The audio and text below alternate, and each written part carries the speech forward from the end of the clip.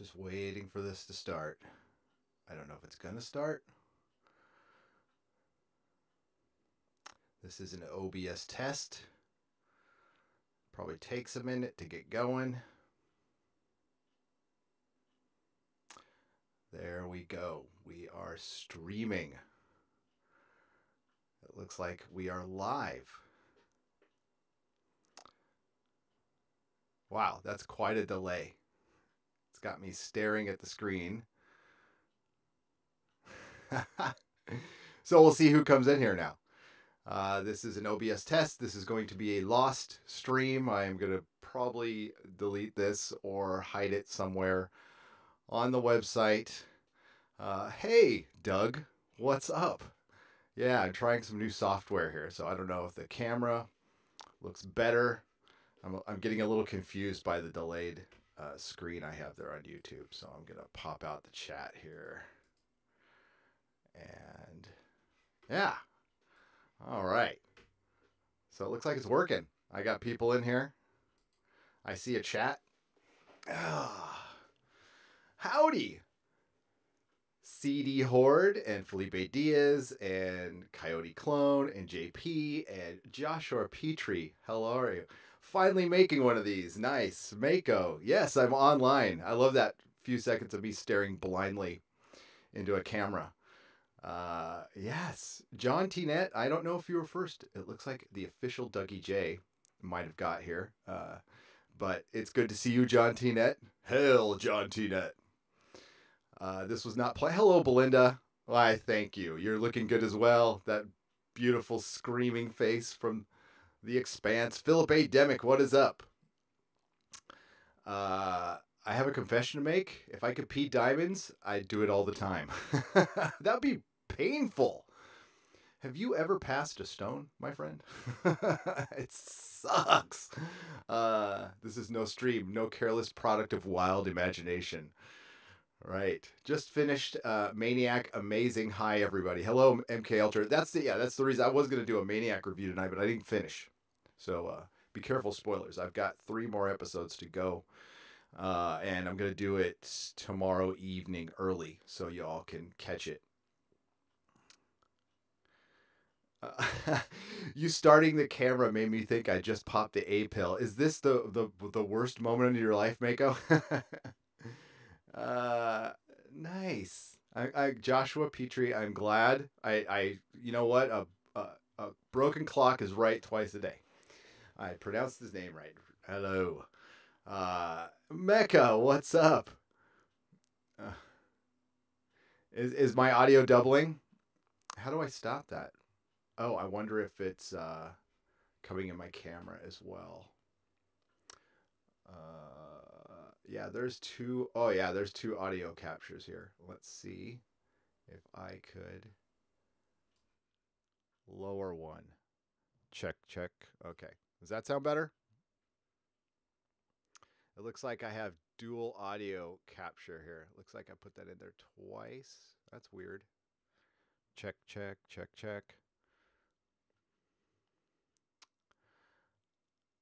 Volume is low. It must be I turned down the wrong one. How's that? See, that's why we're testing.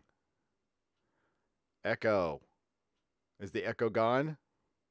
Here, I'm going to have to turn this on my phone so I can hear it.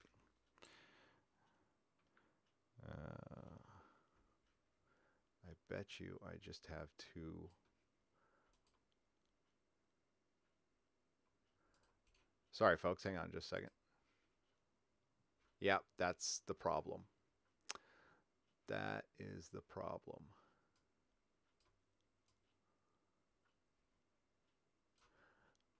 Turn that up.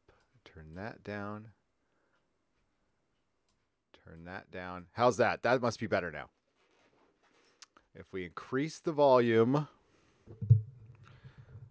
and that should be good now. Here, let me hear it.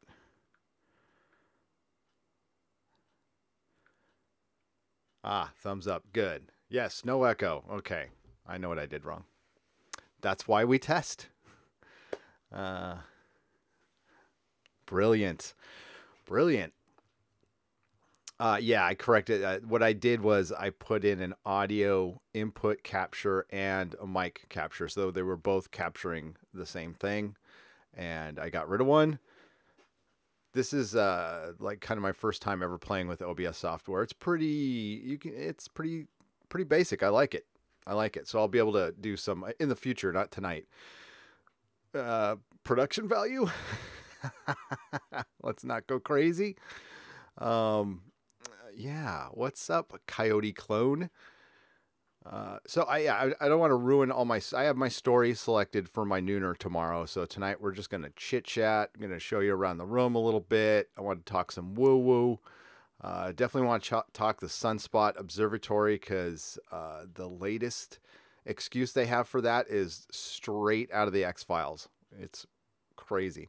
We also had a wonderful live stream last night with Mecha Random and Doomcock and Tom, which is now gone, unfortunately. Maybe it'll show up on Mead's Patreon at some point.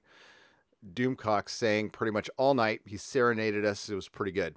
It was pretty fun. But man, I was up till 3 a.m, so I can't imagine what it was up for you East Coasters. But damn, I was tired today. I am too old for that shit. I cannot stay up that late too often.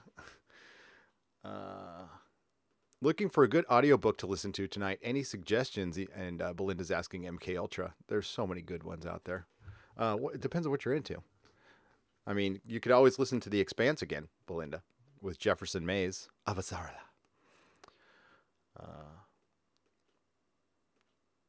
Yes, headphones are good.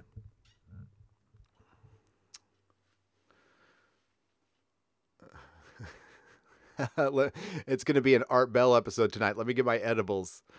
There you go. There you go. It's going to be that. I miss Art Bell. I was going to the Coast to Coast website, guys, to get you some good stories, and it's total bullshit now. It's half of it's debunking. And you know, a lot of the rumors, and I've heard that since Art Bell left and George Nuri came in, that it really dialed down conspiracy and all that stuff. So let me, there we go. I can do that. Ooh, look at that. Fancy. I can do that on Hangouts too. But all these stories are you know, it's just like, this is debunked. This is fake. Like Ghost Hunter busted for strange submarine heist, which is interesting. Watch elephants at a zoo chase a man. Giant cobweb. I mean, some weird stuff. That's cool. And then like a Bigfoot in a political ad making fun of Bigfoot, basically, which Art Bell would have never done. Never done. Artist revealed he is the creator of Georgia Creature Carcass. So another debunking thing, which is good. It's good to point that out, but yeah. The Solar Mystery Observatory solved, and so with the Sunspot Observatory, basically they're saying that they found some kiddie porn on oh boy, that's probably gonna get me demonetized. Oh well, they found some child stuff, and yeah, they called in black helicopters for that and all kinds of crazy stuff. They evacuated the freaking post office and the observatory just for that. Now that's creepy, and I would buy that. The one I heard before that was they found some Chinese like an antenna array there, and it was spying on white sands or something like that. Like, that's believable. I would have stuck with that story. But the other one, man, that is straight. I mean, you saw the X-Files movie, right? They use that in the X-Files movie. That's how they always get, you know, people there. They find something on his computer and then they end up taking them in. I did not finish Maniac yet, Swift. I am almost through it. I fucking love it. It is so good. Cover story, totally Belinda. Absolutely. And a bullshit one at that. Like, no imagination there whatsoever. What do I think happened? I think the Chinese spying thing could happen, and they might have come out and said it at first and then went, ooh, that's a bad look. We should probably not do that. Or I'll go really crazy on you and say that there's something underground there and maybe they spilled something. that they shouldn't have spilled. Something that requires evacuating a bunch of people immediately and has the FBI coming in with black helicopters. What's up, Tom? What's this about? It's about you. It's all about you, Tom. Yeah, I think. I mean, the base that that the Sunspot Observatory overlooks White Sands, New Mexico, where they still do tons of testing. By the way, I wouldn't spend a lot of time around that area. Isn't that where John Wayne filmed the Genghis Khan movie? Correct me if I'm wrong, Doug. Didn't a bunch of people from that movie get cancer because they filmed it right near the White Sands base? Yeah, I wouldn't spend a lot of time around there. Total cover story. Oh my God. I put no announce. Did you guys get a notification or something? How did you know?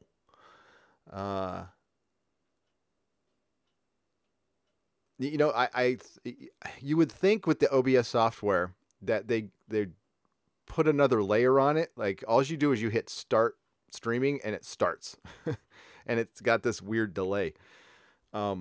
So now I know that you got to start talking as soon as you hit start streaming. Cary Fukunaga is brilliant. I'm worried he's too much of a visionary to helm a Bond film. The producers like journeyman directors that follow orders, says official Dougie J. I completely agree. Hopefully maybe they've backed off enough to go, we really need to make this one kind of special. And, you know, and Cary, he does, you know, the two things he's directed well, he had problems with one and didn't have problems with the other. But yeah, True Detective season 1 is visionary genius. Is absolutely a beautiful, beautiful show, and this one so far is too. So he is he's the proof that TV is the future. Like everything he does is completely cinematic. That could each episode of Maniac or True Detective would work visually as a film in a theater, without a doubt. Yeah, I would somebody in the chat the other or no, somebody in our comments said that he would love to see him take on Moon Knight. Oh my God, yes! If he did Moon Knight for Netflix, that would be amazing. Absolutely amazing. Mecca says, I only use OBS. Yeah, the reason I didn't, Mecca, was because I chat with Dennis most of the time. So we used to use Skype, and I hated freaking Skype. And I like how Hangouts does the camera 1, camera 2 kind of thing. And it works. It totally works. We used to not know we were live. So we'd record our podcast, and then I download it, because you can it's pretty easy to download from YouTube. You get an MP4, it's all slick, and you just throw it in a compressor, make it an MP3, and then you can put it on iTunes or re-edit it and throw it back up. Mako says, Counterpart, Legion, and Maniac are fantastic. This year is turning out to be a good year. Yeah. For all the shit that is out there, we are getting, it's tit for tat. We are getting good stuff with it. My only fear is Maniac is a one-shot deal. Mako. Counterpart looks like it has a pretty decent future, to be honest with you. And Legion is done after season 3. Yes, The Real Rebel. Yes, Cary did direct it. He directed, I believe, every episode or most of the episodes. I wasn't paying attention to all. But Jonah Hill is quite the surprise. Not a guy. I said it in the previous podcast that I don't like his comedy at all. I don't think he's funny. But he was great in Moneyball, and he's really good, really, really good in this. But Emma Stone rules this show. She is something special. She is a true thespian. A little disappointing. She was in a Woody Allen film, right? I remember. Maybe I'm remembering that wrong, but that usually bumps me out. But I can look past it, and yeah.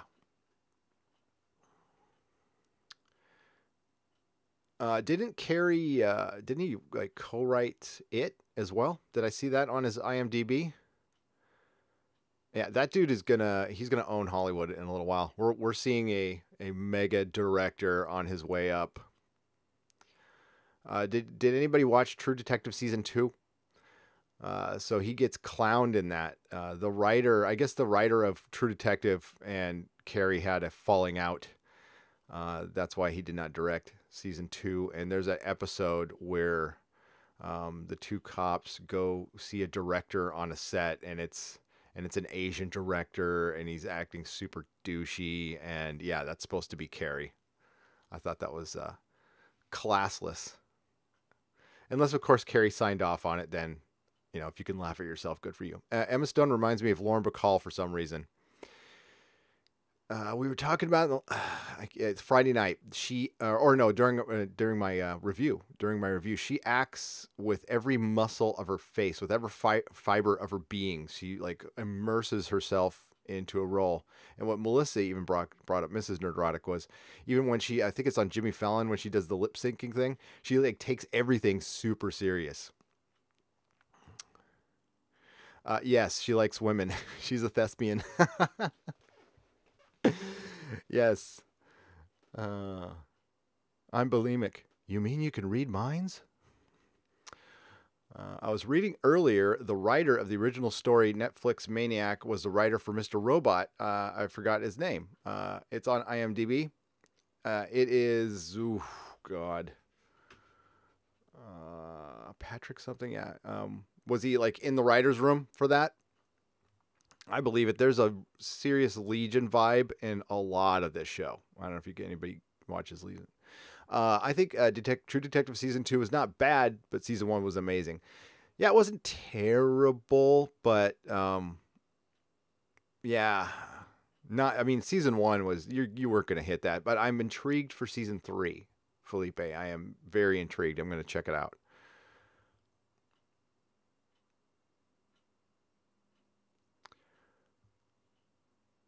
She is very classic Hollywood. Could not agree more.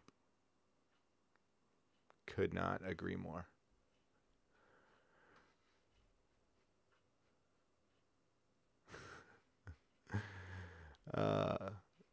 Yeah, random, definitely busy lives. Busy lives. Mine's pretty full. But, the stuff it's full of, I don't have time for it. And that is starting to bug me a little bit. And I'm at a little bit of a crossroads right now. I've got a lot of thinking to do. And I have to be done with my thinking tomorrow morning at 8:30. Big decision I got to make. Patrick Somerville. I thought he was an anchor for Channel 2 News here in San Francisco. Yes, that's the name, Stephen. I'm going to try to pronounce your last name. Is the J silent, or do I pronounce the J, Stephen? Is it Daljev? Daljev?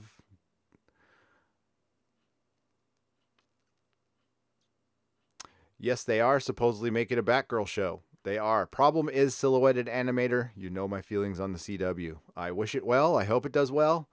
I still want a Batman show.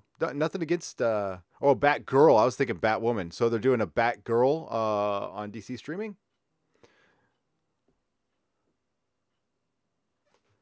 I mean, it kind of makes sense. If they're doing that on DC streaming...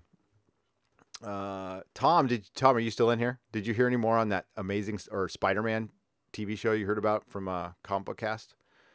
I looked today, too. I didn't see anything. As it's on the CW. Sorry. I do not mean to put anybody down who watches that stuff. I like my share of trashy stuff too. I have tons of time for that, and I'd probably still watch some of the CW if I wasn't watching stuff to cover for the show, our show.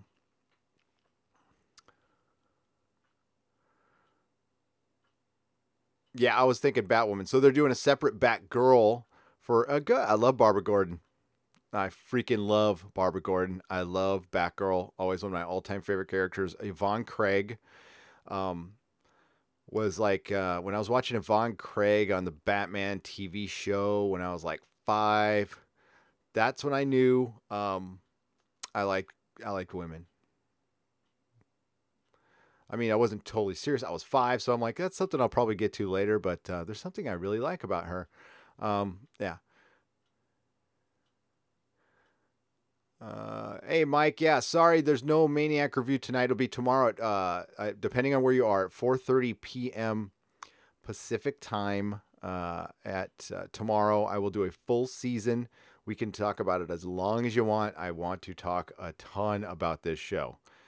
I won't do it regular style, which means I'm not gonna recap the episode with you guys. We don't do that with season reviews. So it's basically a discussion. I'll come in, give you my thoughts, give you like maybe my top 10 things my favorite things from the show, some criticisms if there is any, and then you and I and everybody in the chat will talk about it and give us your highs and lows. I want to definitely bring your take too, because that's you are my co-host in the chat. So there was a Twilight Zone. Was it Real Rebel? Was it a new Twilight Zone? The Jordan Peele. Is it Jordan Peele or the other guy doing the Twilight Zone? Shit, I gotta watch that. It's coming out in 2020. Great. Silhouette and Animator. I am very happy with the DC streaming service so far. No complaints for me at all.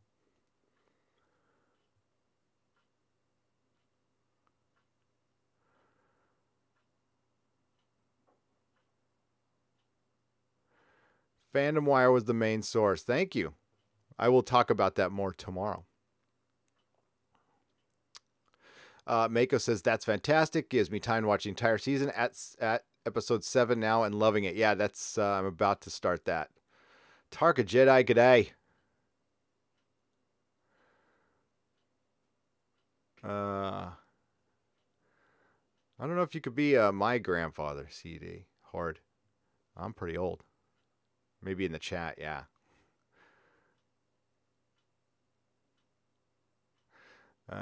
Yes, I've seen it, but fuck CBS. I was sad to see it on there. CBS Access. What was on CBS Access, Doug? I got to roll up there. Oh, that's what you were talking. Okay, so it's going to be on All Access? No! Oh. Now I'm going to have to find other means to watch it. Although we have subscribed to the channel, for the channel. I almost feel like I got to take that monthly and like donate, like equal that amount and donate to like charity of some kind, like Autism Speaks or something. Yes, there is a new Twilight Zone. I'm very excited. I love the Twilight. I love all iterations of the Twilight Zone. I do. Oh, Emma Stone is Batgirl? Hell yeah. She would never do it, but yeah. Well, how old are you, CD Horde? I'm 49, man. So, and yeah, I'm old. The Ken Jack Ben. I've seen all the Naked Gun movies. Freaking love the first one. Love the first one. I love all those. Top Secret is secretly my favorite of all the those type of movies. CBS All Access will get no access to my wallet, says the official Juggy J. Yes. You know what? Yeah, I wonder how many people can watch it at once. Maybe they're dumb and didn't put limits on it, and we could just pass out passwords. Like 10 of us get it, and then we just pass it out to everybody, and they lose a ton of money. And then we can watch all the wrong shows. Kind of screw up their analytics.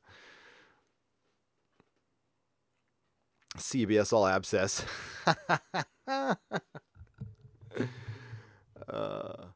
Doug, we're going to have to get you on for our Star Trek Discovery recaps. My thinking is I want to rotate members of the Tribunal in if they want to do it without stepping on their own videos, of course. But since we'll be the first people reviewing them, I don't think it would hurt their videos at all, but it's up to you guys. It's an open invitation, and then get Doug in here, and then Dennis will dip in. Dennis truly hates it though.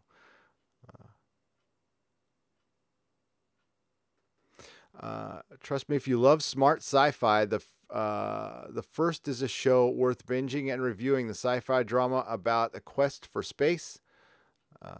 And what it takes is the price in our families. Oh, is that the is it First? Is that it? Is that the what you're talking about? I missed the opening to that.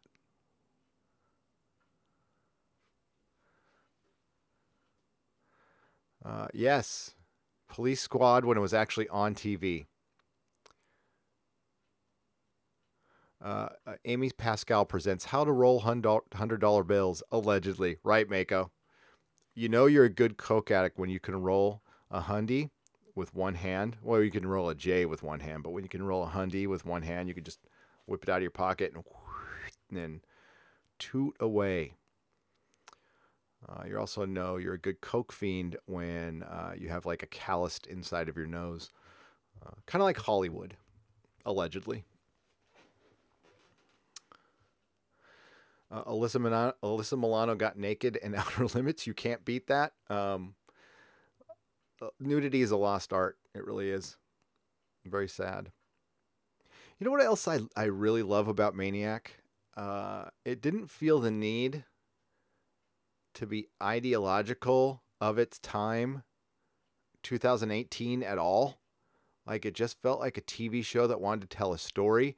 And I'm trying to gauge if it's like the Eddie Murphy Ritz cracker thing. Like it has been so long since I saw something original that just wanted to tell me a story that didn't want to beat me over the head with politics I may agree with or not agree with. And just tell me a goddamn story. And so I'm so loving that, I'm making sure I don't miss anything. If I miss a word, I pause, rewind. I'm like just taking in every second of this show. Because I'll be honest with you, I'm easily distracted, and there's a lot of distractions in this house. So a lot of the TV I have to watch twice because Logan comes in and wants to tell me something about Spider-Man or Mrs. Nerdrotic, like some chore I completely spaced out. We got a fucking ancient house, so that it always needs something.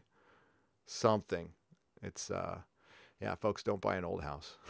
It's a pain in the ass. Watch the Naked Gun until you won't watch the Naked Gun until they digitally remove O.J. Simpson.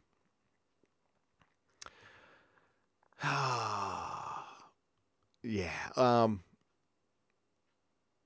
Yeah, it's funny that they digitally removed the guns from E.T. and they'll leave everything else in. And I admire your stance, CD Horde, and by all means, stand by your beliefs 100%. I've got a weird take on that. I don't think art should be messed with, but while I say that, CD Horde, I will not watch anything by Woody Allen ever. So, but that's my choice. And if somebody else likes Woody Allen, that's totally cool. I mean, it's just my personal decision. And I'm not one of those people who has to be surrounded by people who agree with me 100%. Emma Stone as Invisible. As Sue Storm as Invisible Woman. Who would you cast as the rest? And do you do the Richards children? Swift, not yet. That's something you get to. I think that's that's the the third movie. You work towards the kids at some point. Do a little time jump so we don't have an entire movie of Sue being pregnant.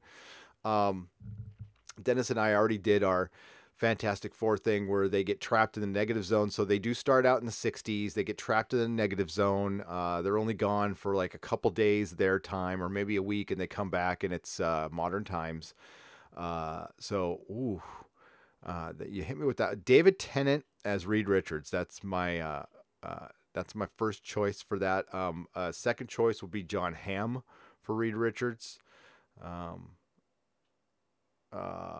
You know who else will be a good one is, I'm blanking on his name, and he's in Maniac, Justin Theroux as Reed Richards. I think Justin Theroux would be an awesome Reed Richards. I'm digging that one. Yes. Roman Polanski will not watch his films anymore either, and I fucking love Chinatown. It sucks, but yeah. And I even saw Frantic in the movie theater. But at that time, I had no idea what he had done because I was a teenager. So, Yeah, so Justin Theroux as Reed Richards, Emma Stone as the Invisible Woman. Yes, yes, that is not bad at all. Um, Johnny Storm. Oh man, I'd have to think about that. You could always make somebody's hair blonde, so it doesn't just have to be a blonde dude. Idris Elba, and Idris Elba is the thing. No, I'm just kidding.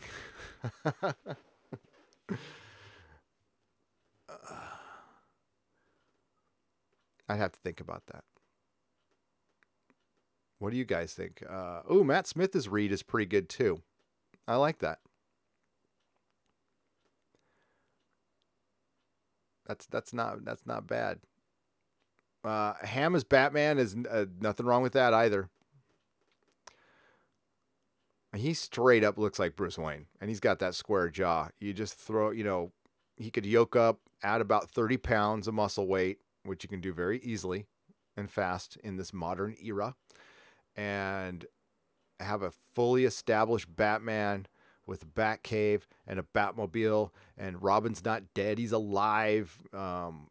With Robin, a Batman with freaking Robin, flirting with Catwoman, fighting the Joker, a Batgirl on a motorcycle. Even bringing like Nightwing, he can be on a second Robin and bring on Nightwing, and that would just not suck ever.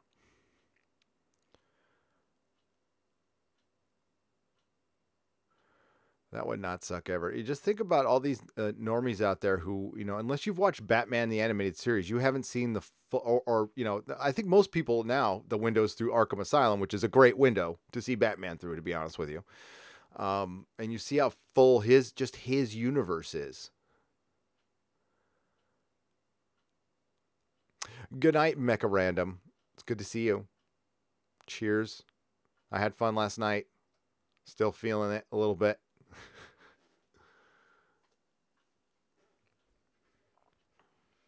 Yeah, Idris Elba can play all 4 of the Fantastic Four and Doctor Doom. And he will be playing Stan Lee in his cameo. Oh my God, did I leave that stupid thing up? I'm sorry. I'm sitting here talking over a stupid Coast to Coast website. Good thing I'm getting rid of this. Yeah,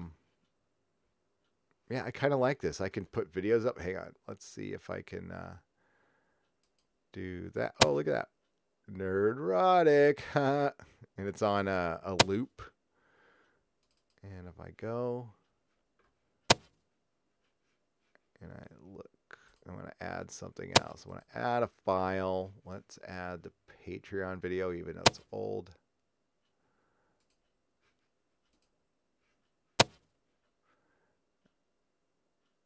And I don't know if that's going to pop up or not.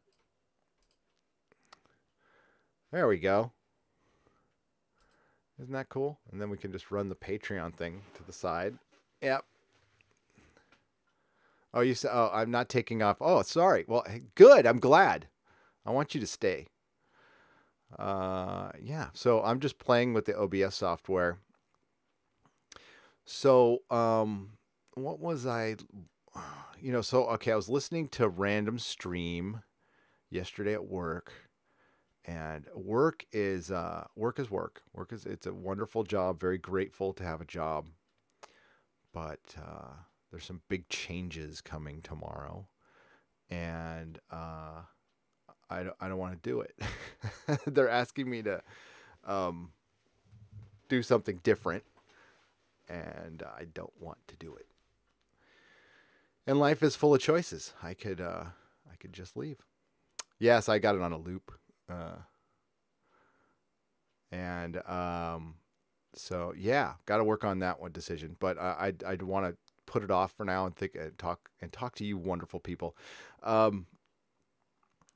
yeah, while I was at work and I was listening to random stream and it was done, I was like, I got in a weird Bigfoot kick. And, out of all the woo-woo stuff, Bigfoot's probably the one I believe in the least, which kind of sucks because I kind of want, like, everything woo-woo I want to exist. I definitely do. And I think it's more when I talk about UFOs and ghosts and stuff, it's definitely my desire to have all these things be real, because the world would be so boring if we didn't have them. So I've had some experiences that, I don't know. The one of them I was really high on drugs, so it's very questionable, to be honest with you.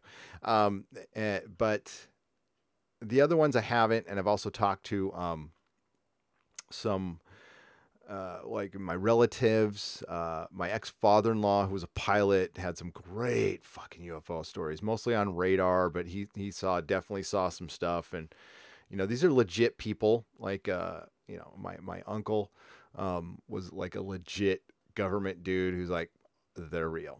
He's like, they're 100% real. And his take on it was, we have no idea what it is. So, but they're real. And yeah, the sleepers must awaken. Absolutely.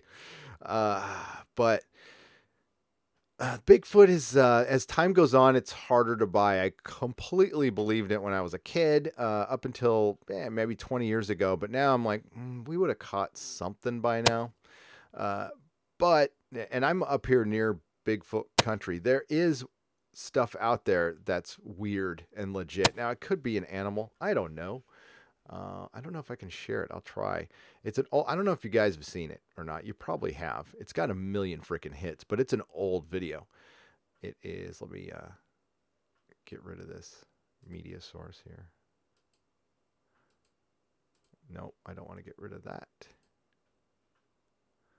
There we go. Okay. What's the Bigfoot story, MK Ultra? Lay it on me. Gary Oldman is Doctor Doom? Fuck yeah. Gary Oldman can play the entire Fantastic Four. The old timers remember Bigfoot and Wild Boy? Yes. So there is a video of a camper that was towing a boat, and the boat broke down on their way to the lake. They had transmission problems with the camper, so they're like, fuck it, we're going to just stay overnight on the side of the road and go get some help next morning. And they had a couple dogs, and it's a couple guys and a couple girls. And around 10 o'clock, and it's near Clipper Mill. Now, Clipper Mill is like serious Bigfoot country. It's a little northwest of Tahoe up there. And it's like it's rainforest thick up there as far as brush is concerned and stuff. And it's a camera, and you don't see anything. It's just hearing. It's a night vision camera. And you hear in the background this insanely weird howling. Now, I know what a dog sounds like. I know what a wolf sounds like. I've seen bears in real life. If you go to Yosemite as many times, you will see a bear. It's inevitable someday. Well, maybe not now, but back in the day, you went to Yosemite, you're seeing a bear. It's almost impossible not to see one. There was some howling off in the distance, and it goes on forever. The video's really long. It's like 15 minutes. It's fucking insane. So that one was pretty good. Now, that one can also be explained like it was just an animal, or this is fake and they just sent some people out to make a bunch of noise. But that was really committed. And this wasn't a monetized video, and they haven't really posted. They posted a follow-up, and that was it. It posted in 2013, 2012. That was the only video that all the other ones look fake as hell. But I don't know, man. I don't know. It's a monster. We all want, I want, it would suck if it just we were alone in the universe. What a waste of space. But I don't know for sure. The thing I'm totally into right now, and this is because of Ancient Aliens, is the ancient civilization thing.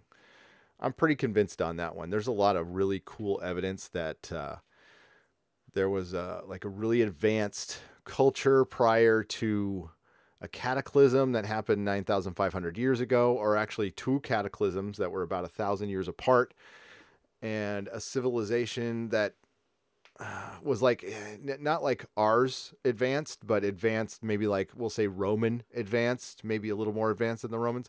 Got completely wiped off the earth. No record of them whatsoever except some stone. Some really well-cut stone. Huge, giant, well-cut stone that we could not do to this day. And I started seeing, with Ancient Aliens hit on it a lot, but then if you go down the rabbit hole a little bit, you get to Graham Hancock, who's like the master at this stuff. And say what you want about Graham Hancock, he puts his data together. He backs it up. He goes a little woo woo on us with the the consciousness stuff and taking that magic mushrooms, which I don't judge anybody on. A good hallucinogenic does opening the third eye is definitely a good thing in a controlled environment with some good people. I think it does change your perspective on things. It definitely changed mine. But Graham Hancock stuff is good, really good. Fingerprints of the Gods is one of the greatest books I've ever read, and Magicians of the Gods is a great sequel and a good follow-up. And he even changes some of his theories from 20 years ago. And not everything is perfect in there, but I think if it's clear. And thanks to Google Maps and Google Earth, and he brought in Randall Carlson, you can see. Once Randall Carlson points some stuff out to you, you can see that there was like this giant flood in the western United States, and it carved out, a good 1/8 of the country. It's insane. And it just kind of blows me away. Some people just don't give a shit about this, but I think it's fascinating that there's a lot of history that we don't know, and that culture can go backwards. And basically when civilization started, their theory, Carlson and Hancock, is when Mesopotamia started and Göbekli Tepe, that was civilization restarting, not starting, restarting, because according to current archaeologists, we just came up with agriculture overnight. Now there's people who are going to argue with that, and there's definitely, people that don't believe that stuff, but the more and more evidence comes up that there's more to the story. There's more to the story. And I think that's fucking awesome, to be honest with you. Göbekli Tepe is a trip. I have no explanation for it. What sucks is they don't have enough money to fucking excavate it all. So if you see what it is, it's like a Stonehenge, but it's thousands of years older than Stonehenge. And it puts in Stonehenge's date in question, because you can't age stone. But the reason they could age Göbekli Tepe, if you haven't heard of it, is because it was purposely buried. So they know when it was buried. They don't know when it was constructed, and it's weird. It's really weird. I saw that, Belinda. I saw the Bright Insight is one of my favorite channels. His recent Rakat structure video is a trip. It makes you think. I'm not saying it's Atlantis, but it's Atlantis. I had not heard of the Rakat structure before this. I didn't know it existed, and it is bizarre. And at first it looks like just an asteroid impact, but it's not. And even geologists said it's not. So I'm going back up here through the chat. So hopefully I didn't alienate everybody with my crazy talk, as my dad used to say it. But, well, my dad used to say that about everything. You remember Arvin, don't you, Dougie, Jay? I miss Arvin. Arvin was my dad. His name was Arvin. I miss my dad. He was, we fought all the fucking time. But then we reconciled and had a really great relationship before he died. So I miss Pops. We set in for a camp by a creek. There were mountains all around us. We did some cray fishing at dinner. Talked a bit right before I went off to bed. A large branch broke. Okay, I'm going down for more of its story. When they heard a loud knock off the mountain to the north. Then a second later, another on the mountain to the west, and then another second loud one 30 yards behind us. Ooh. And you are just vulnerable out there, MK Ultra. Cray fishing is cool. Crawdads, you just go out there with your tongs and your waders, and you go and get your little mini river shrimp.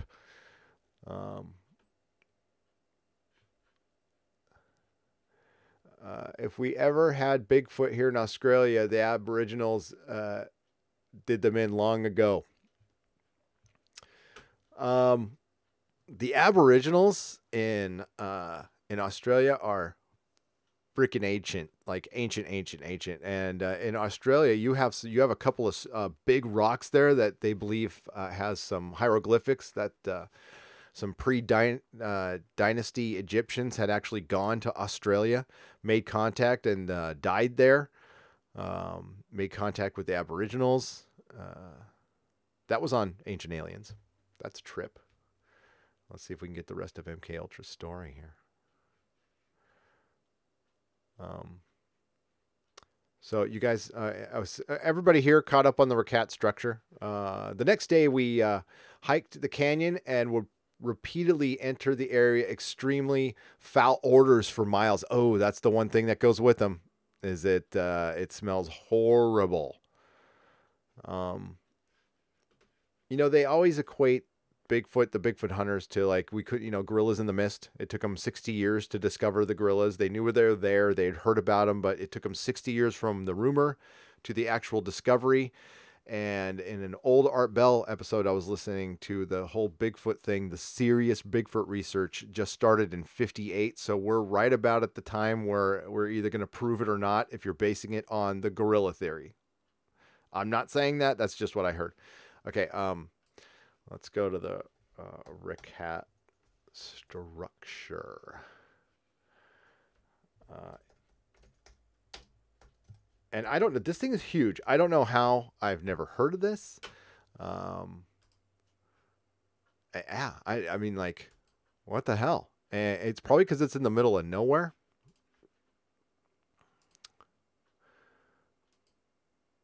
Oh, that's not the window I want.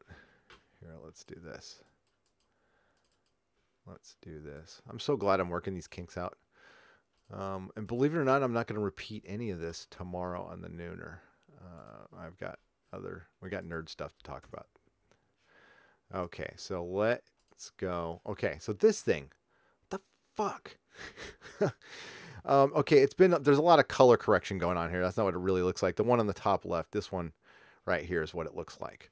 All right, so you're like, all right, what's the big deal with that? This thing is miles across. It's about 30 some odd miles. And look, inner rings. In that ring in the center, in dead center, there's a well of fresh water in there. It's heavily eroded. If we look at it here, it's surrounded by mountains. And definitely go to Bright Insight. Jimmy from Bright Insight does a video on it, and it's quite good. And it matches a lot of things with Atlantis, except for its elevation. It's a little too high. So here we go. There's Africa. See this little picture right here, folks, right there. That's where it is. It can be seen from space. It's giant, and it's in this little crevasse, this little fissure or whatever. And if you back off of Africa a little bit, maybe I should just go to, should I become one of those Google Map fucking websites where they're like, I found this mound on Google Maps? Those are actually pretty cool. CFAPS, whatever his name is, he's pretty good. I like him. All right, let's go to Google Maps. Sure. Maps. I'll get back to your story too, MK Ultra. Hang on. Didn't forget about you, bud. Come on. Come on. There we go. And we need a satellite view. There we go. So, we're going to zoom in a little bit. And there it is. So it's really far inland. And that's it. And yeah, it definitely looks like, look at all the sand. Okay, so sand, Africa didn't always look like this. It looks like it got either washed over or fried or something. Robert Schoch believes that the cataclysm that happened 9,500 years ago was a solar flare. All right, so I don't know what caused the desertification of Africa, but it's only happened in the last 5,000 years. So up to, well, not 9,000 years. So 9,000 years ago, there was trees and stuff that, there was fertile. So if we go back in here and we see this thing, it is a friggin' trip. So yeah, it looks heavily eroded. It looks washed over. All this, the sand, it could have come from the ocean. You don't know. Or most likely it's just pulverized rocks from millions of years, but that wouldn't explain the desert in the last 5,000 years. Yeah, and it's got this ring structure in the middle. It's just something to think about. I'm not asking everybody to believe. It's kind of fun to think about this shit. It's probably, it definitely does look like an impact site, but it's not. The geologists say it's not. And these inner rings are a trip. Absolute trip. So yeah, Jimmy's supposed to be doing a sequel to that video, folks. Has he come out with it yet? I don't know. Let me give it back to the chat. Hi, everybody. I see the chat. What's up, Man of Action? How's it going?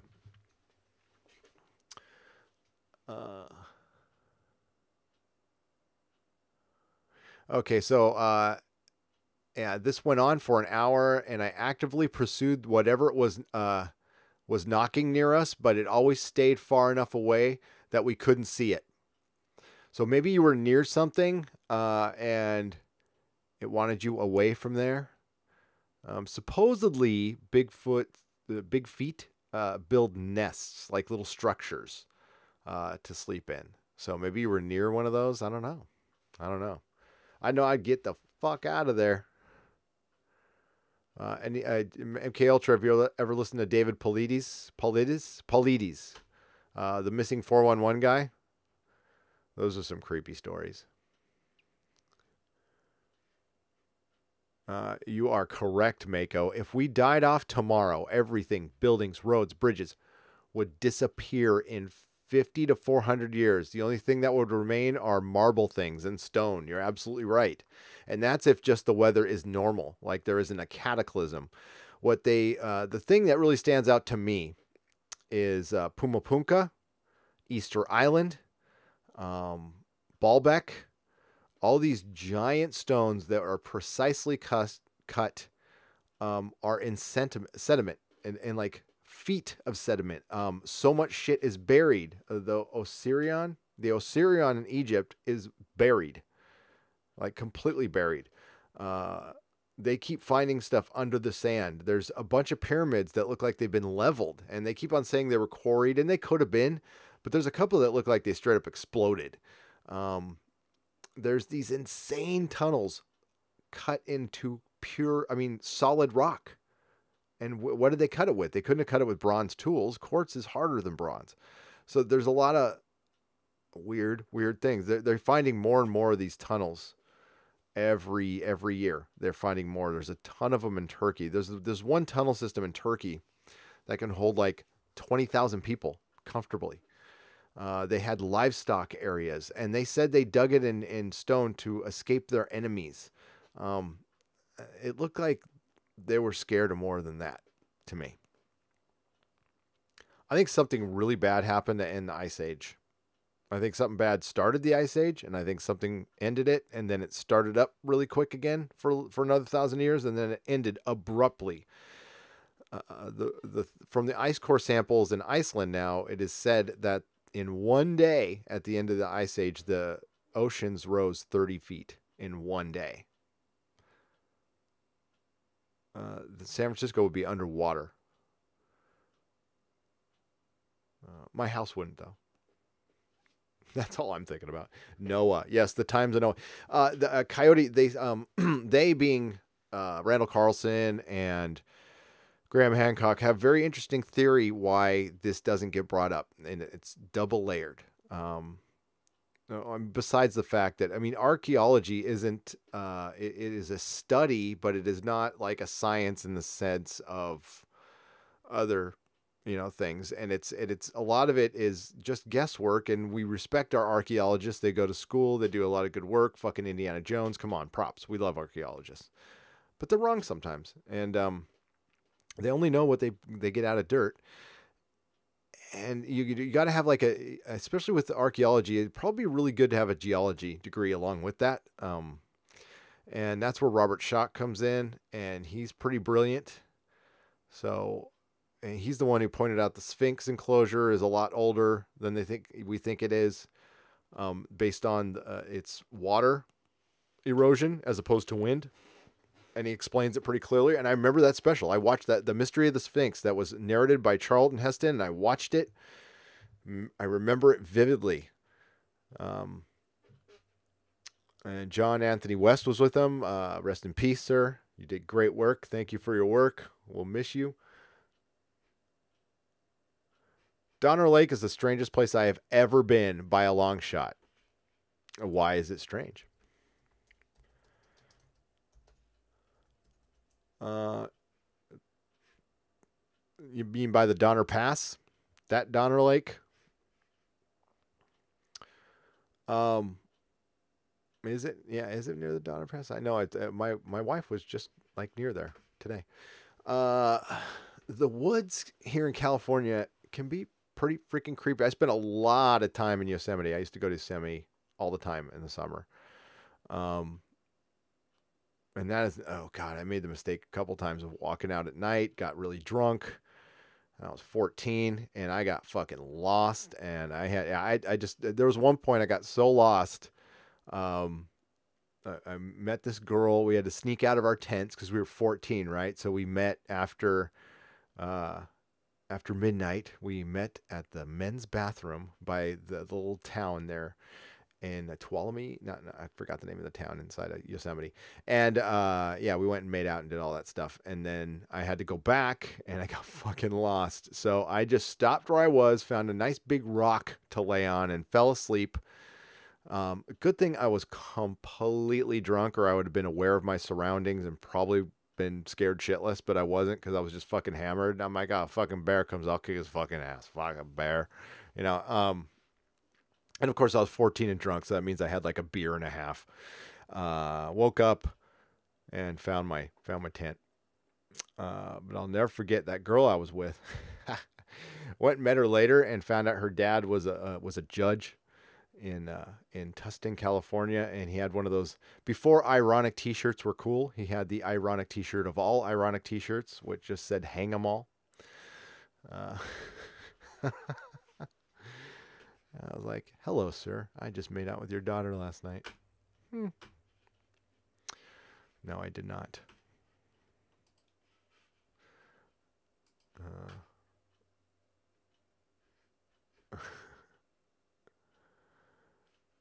Tommy Finger. No, come on, man. I would never go flat earth. All right. I am not a flat earther. Okay. Conspiracies, I don't believe in. We went to the fucking moon. Okay. We went to the moon. Now, if you want to argue that maybe some of the footage is fake, I would buy that, but we went. Kennedy was definitely a conspiracy. There's no way you can tell me that Lee Harvey. No. Back and to the left. Back and to the left. But no, the earth is very round and spherical. And yeah, this is not, well, I don't know what's real, Tommelfinger. I can't say for sure. I don't think we're in a simulation, but that might have been programmed into my sim.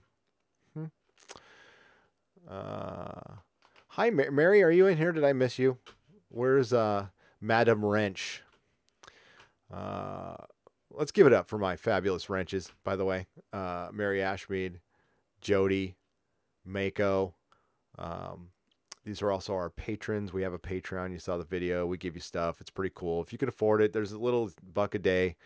If you can't, that's fine. Your subscription is all we require. And a little bit of your time.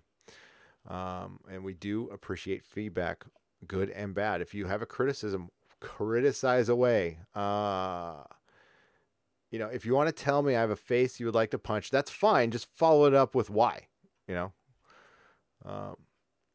Bill Hicks, back and to the left. Bill Hicks is a philosopher god. Thank you to the official Dougie J for turning me on to Bill Hicks. Yeah. He turned me on to Bill Hicks like right when he died. It sucked. Oh man, it sucks how that guy went. Um, I honestly think bitterness killed him. I think it did. I think if you're that, I mean, he was a genius. He was a fucking genius, but he was tortured and angry, and he was a prime example of the movie Punchline with Sally Field and Tom Hanks. Not a great movie, but a very memorable line when they talk when Tom Hanks is when Sally Field is one like, why isn't her comedy working? And Tom Hanks just says, well, because you're trying to do comedy. And then it clicks into her that Tom Hanks just goes up there and fucking rants, and he just happens to be a funny person. That was Bill Hicks. Fucking prophet. Goddamn right. Mecca random. I don't hero worship. Bill Hicks is somebody I hero worship.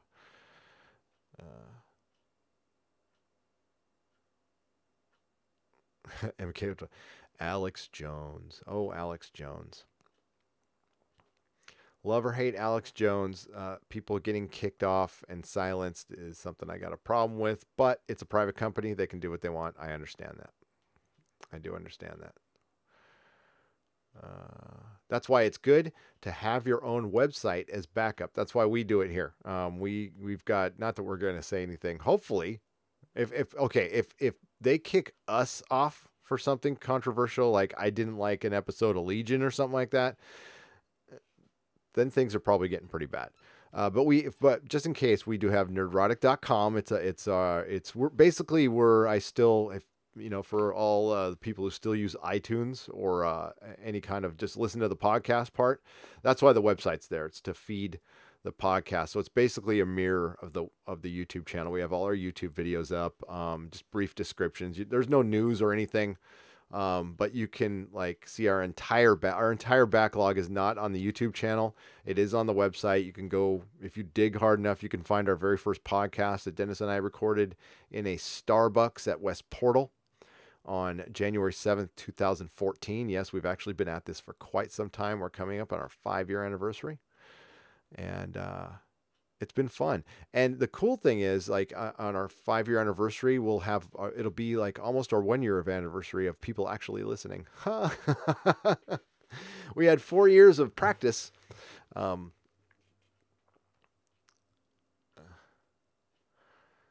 you guys rock. You wrenches rock. I appreciate you. Pam Farm Girl as well. Oh, look at that. She puts our website right there. So yeah, just check it out.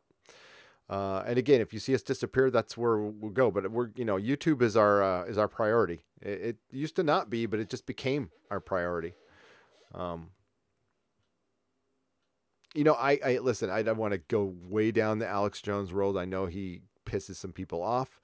I listened to him when he was just a conspiracy guy, because he started on Art Bell and used to just talk about conspiracies, and then he got political, so I kind of dipped after that, because I just straight up don't, it's not like I just don't do them here. I don't do them. I'm aware of them. I know what's going on in the world. And one of the things that I've learned, I mean, this is just for me. Okay, I'm not judging anybody who's in the politics. It's fascinating. It could be a big time suck and a rabbit hole for me. But just for me, it's so much stuff I can do zero about. Now the local stuff that happens, that stuff I can actually make a change and actually do stuff. Then I'm interested. I'm really, when I do the election thing, I read everything about my local elections. Beyond that, it's So, and that's just personal choice. And I stopped watching the news a long fucking time ago. It was after one of the fucking shootings. I was just done. I mean, I was like, and the reason I dipped out is because every network and everyone on both sides looked fucking happy that they looked so excited that there was a shooting. And that was it. I was done. I'm like, they're actually excited, and it's part of their job and everything, and they don't mean to be, but they are. And nah, it's cool. So yeah, I dipped after that. And yeah. And I do take pop culture and entertainment probably a little bit too seriously, but it's been part of my life like forever, since the beginning. I made my living in it for a large amount of my working career. So yeah, I'm not.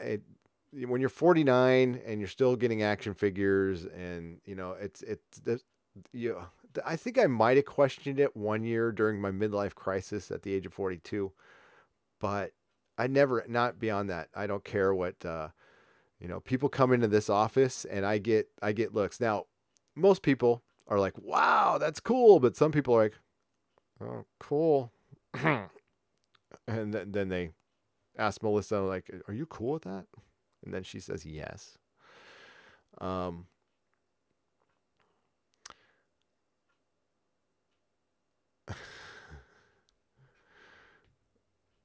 yeah.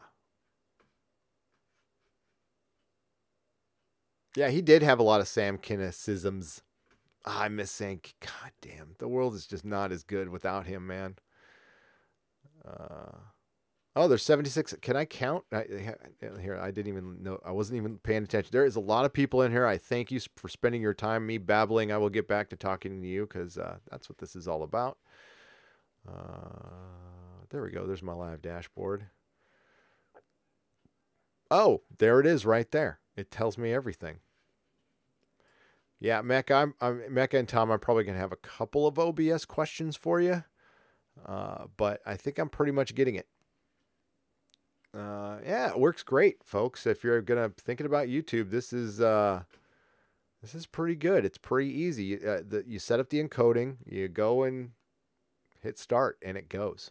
It's fantastic. Love it. We've been going for an hour and 6 minutes. Does the camera look better on this, or is it the same as the Hangouts?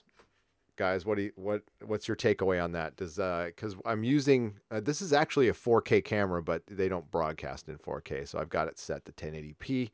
The problem is the Hangouts only do 720p.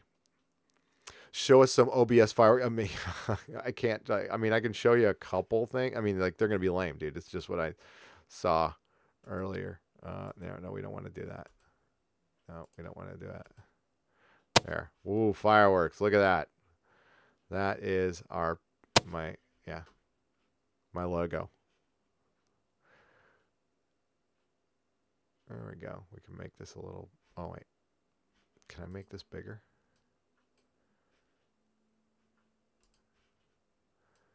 Yeah, look at that. We could, do we want to, we can cover that up.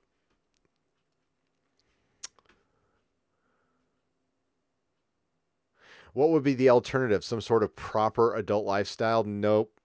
Do you? Damn right, Asaro.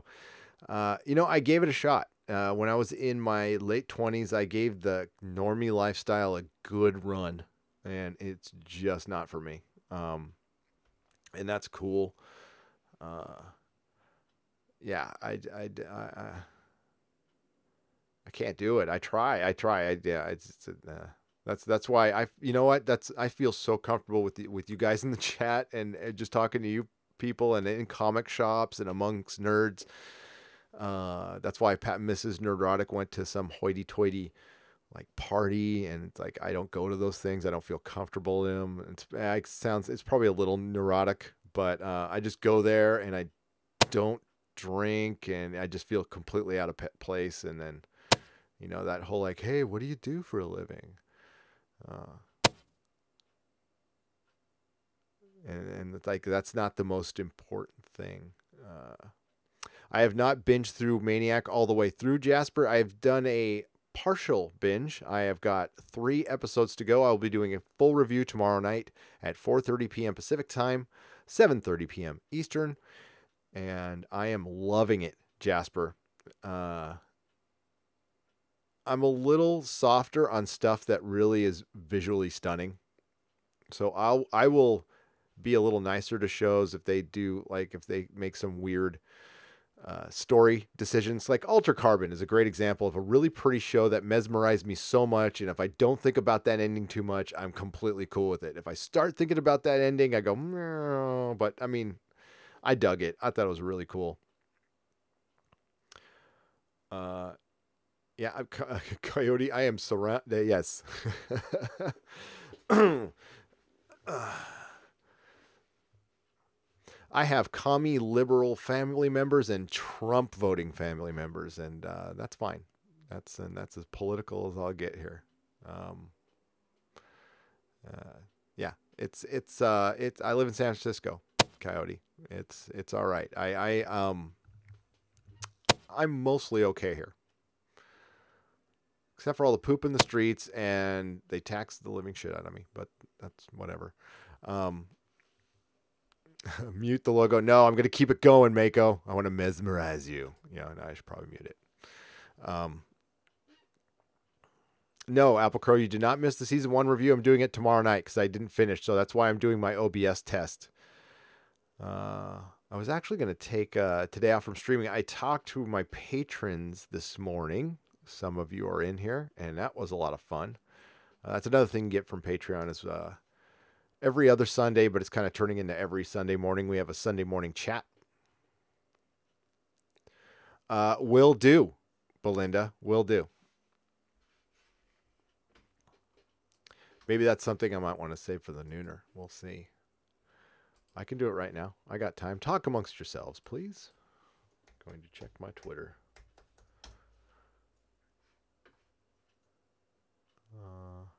Wow.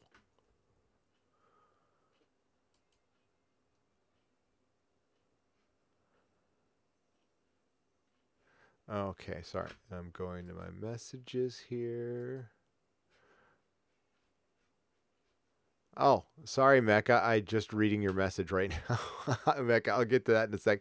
I haven't really checked my Twitter today, so apologies. Ooh. Oh, wow.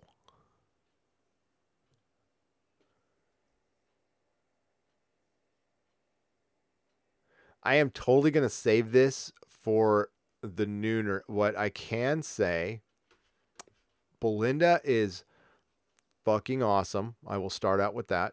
You're wonderful. Thank you. And she is really good with the Expanse news. So if you're an Expanse fan, you need to be following Belinda on Twitter. Okay, it's dang it, my eyes are so bad. It's at Jet City Girl 1. Okay. If you're an Expanse fan, definitely follow her Twitter. She is and she's also in the Everything Expanse Facebook group. Mary, could you find that and link that? Or one of you wonderful wrenches, find that and link that in the chat. They are awesome. So if you're an Expanse fan, that's 2 things you need to be doing. Yeah, I'm gonna proofread that a little bit, Belinda, and talk about it. I'm gonna make that kind of a thing, so because I can theme the Nerdrotic Nooner with the Expanse stuff. But yeah, I'll go over it and completely read it and then find out what I can say and what I can't say. But thank you so much. I cannot thank you enough. And if I love, Belinda's awesome. Hashtag Belinda's awesome. Damn straight. If you guys hear anything, pass it along, and I will give you full credit if you want it. And if you don't, that's cool. My DMs are open on Twitter, or you can just friend me on Facebook. If you're on Facebook, you can friend me. I'm way below $5,000, so if you can stand, I don't know. I don't share too much on there. I share like channel stuff on there and the occasional picture of my kids, maybe. But I combed my beard. Did it get out of control? I combed it before I. Somebody said, "Yeah, it needs a trim, man. It's fucking gnarly right now." I think there is some owls living in this.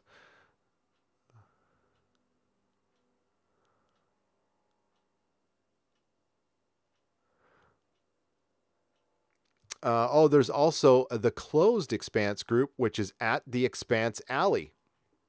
Awesome. Yeah, anything, and guys, if you need or want me to pub anything, just let me know. It's totally okay. I mean, don't spam the chat or anything, but if you want to shout out like a channel you're doing or anything like that, fuck yeah, just ask and I'll do it. We're all in this together. It's harder than ever to start a YouTube channel. We got in at like the tail end of a good time, and yeah. Belinda is the Expanse insider. She knows all things Expanse. She is. I heard the Expanse was expanding. Saw what you did there, Tarka. Its budget for per episode. What do you think? I certainly hope so. I think it would need to. No spoilers from the book, but this book is way more Expanse, for lack of a better word. Yeah, this book. They're not going to shoot it all in spaceships. We'll just say that. Feisty fan. You didn't get the notification? I don't like that.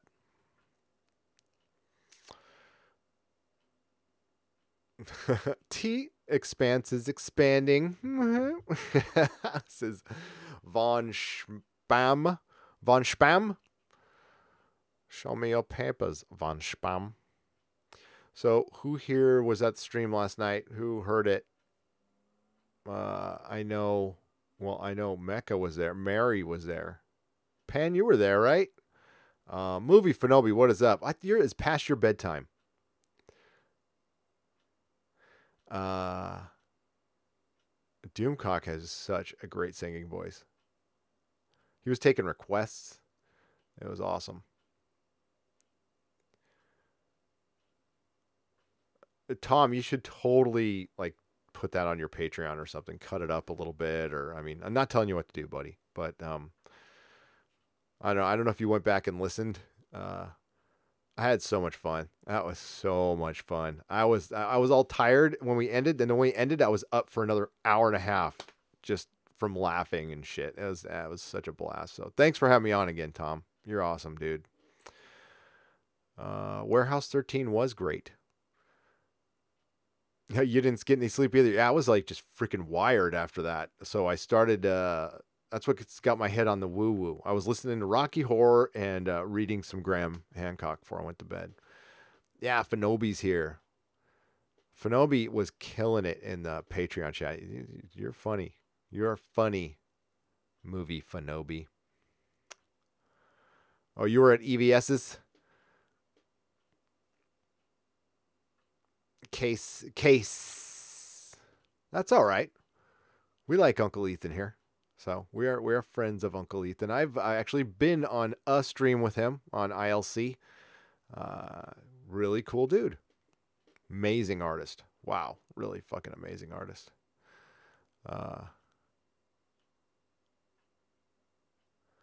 Matthew Davies says, I'm 54 and listen to Susie and the Banshees. Not for us either, Karen.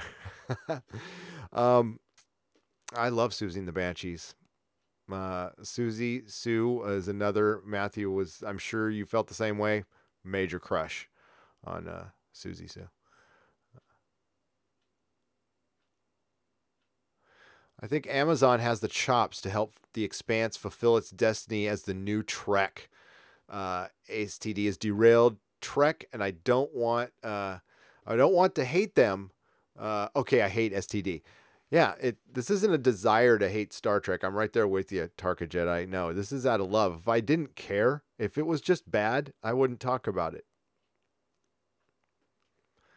It's all from passion. Now, people disagree, and that's cool, but just know it's not hate. Well, hate is a form of love anyway. Apathy is way worse than hate, especially when it comes to an IP that needs to make money.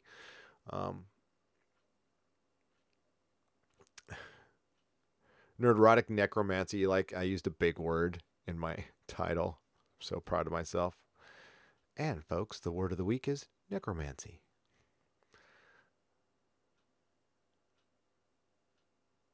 Yeah, hard to stop the brain. It is, movie Fanobi. It is. I've always had a hard time stopping my brain. Not that it's functioning well or anything like that. Not that it's actually computing on something. It's usually just spinning wheels. But you know how it goes. Was that where Doomcock went on the long rant? I think Techman Babble, that might be no, that was a couple nights ago. That was his own live stream. Last night he was jovial and singing, and we had a good old time. We had a grand old time. We talked. I think the live stream we started talking about the Joker and Joaquin Phoenix, And then it went all kinds of crazy places. But I've been singing Rocky Horror all day. Then I got my wife singing Rocky Horror. I love it when my wife sings Rocky Horror, by the way. She's so good. My wife, so we were cast members, blah, blah, blah. You guys know that. She was the best Columbia ever, ever. For one, she kind of looks like her hair. I mean, like she was, I got to dig up a picture of her as Columbia. She got the costume down. She got everything down perfectly.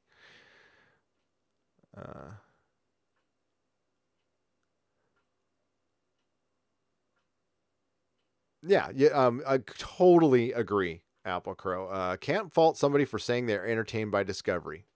But calling it quality Trek is absolutely debatable, at the very least. Agreed. Yeah, that was fun last night, Tom. Just the one thing is, this is gets brought up. We are mostly a pretty positive channel, but this channel is just a reflection of my personality, of Dennis's personality, of Susan's personality, which is we are human beings. So we love stuff passionately, and then we get really angry at the stuff we love passionately. It's not hate though. I mean, like I am. No, I'm apathetic with Star Wars. I'm honestly not pissed about that. I mean, it gets brought up and I'll talk about it, but I'm like super bored over it, and it's just gone to me. And I'm totally okay with that. If they want to, and if it gets better someday, great, awesome, I'll be there. But Star Trek is, I don't know. I've always liked them both, and I guess I found out which one I liked more, and it's Star Trek, and it was kind of a surprise to me, to be honest with you. I always thought I just kind of liked them equally, but no. Yeah, that was fun last night. But again, I will always try to recommend you good things like, Expanse, The Expanse, The Expanse. I mention that every recap for Star Trek Discovery. You should be watching The Expanse. You deserve better, Star Trek fans. You are the best fandom out there. You're the oldest fandom out there. You're the most knowledgeable fandom out there. I do not pretend I am a Trekkie or Trekker of any sort. I am a fan of the show, lifelong fan of the show, but I have not studied blueprints of the Enterprise. I don't remember everybody's name. I have seen every episode multiple times, but some of them not in order, whatever. I saw most of the shit in reruns. I watched Next Generation live most of the time, and but no, like DS9 I caught in reruns, and Voyager I caught in reruns. I didn't watch finish Enterprise until last year. But I'm rewatching the original series, and I'm going to go in order. And when Star Trek Discovery runs up, I'll be ready. Oh, I'll be ready. Another great show, guys, if you want to, Venture Brothers. Yes, it's a cartoon, but it's more. It's so much more. It is what started out, if you've heard of it, I'm repeating stuff you know already. So this is for the people who may be on the fence or not heard of it, or just kind of know it. Started out as a Johnny Quest parody, and it's turned into this love letter to genre, old Saturday morning cartoons, comics, guised in a parody, but it's in the same vein as The Tick. So it's parody done with absolute love, and now the parodies show more love than the actual source material. Like the creators of Venture Brothers and The Tick are more knowledgeable, more talented, funny, and love the medium and the genre more than the people who write at Marvel and produce Marvel material. Jackson Public, Doc Hammer are geniuses. The show is funny as hell. It's the funniest thing on TV. If you've taken in like Archer, but you don't know what Venture Brothers is, I highly recommend it. Cannot recommend. It is not for everybody. Okay, It's for a certain type, but it definitely tickles your funny bone. It's fucking well animated. It's got great action in it. It's got Dr. Girlfriend. Anything with a hot Jackie O with a man's voice is funny. It's funny. It's really funny. They had a Daredevil parody on last week's episode called Blind Rage. Oh, God. Stab Girl. Stab Girl. That might have been my favorite. The best episode all time is they have a Watcher parody of the Watcher from Marvel Comics, and it's this basically it's this being that observes the universe but doesn't involve itself into anything, and he just walks around going, "Ignore me." You have to see it. It's funny because they actually ignore him, and he's like trying to talk to him, although I shouldn't be talking to you right now. I'm not part of this situation. Ignore me. And they're like, nobody even knows he's there. It's pretty funny. I'm not doing it justice. It will have you laughing your ass off. Trust me.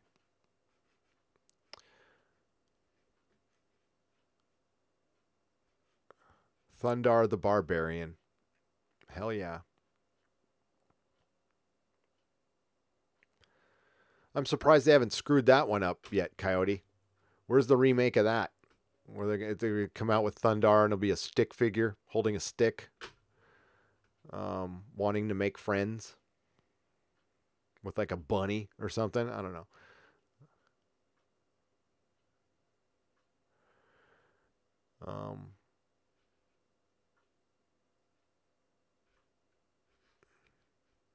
One of the worst things currently is what we have: amazing effects and people in front and behind the camera.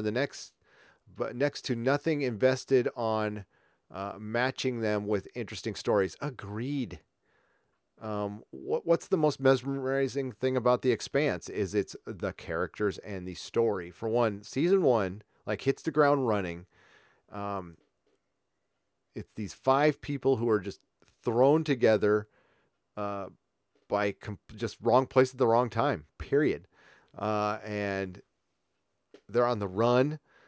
And it goes from it's fucking awesome. And it's the basis. It's 5. It's a crew and a ship going on adventures. But this is one big long one, and how they get thrown into it, it's crazy. And then they have then Miller. There's the hook of Detective Miller, which is a fucking Tom Jane. That's Belinda. That is right. I mean, it's a classic performance. That's a Han Solo type performance. It's going to go down in history as one of the best performances in sci-fi, possibly on television. I can't remember if he got nominated. It's a joke. That tells you what joke the awards are, because Miller's going to be remembered forever. Yeah.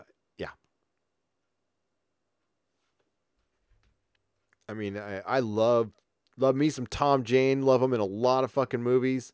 He doesn't get enough work, but that was his standout performance. He'll be known for that forever, and that's wonderful. And it sucks that he was in apparently a pretty bad Predator movie. I don't know. Did anybody enjoy it? I've just heard nothing but bad things, but I haven't seen it. Ignore me. Hello? Someone left a baby.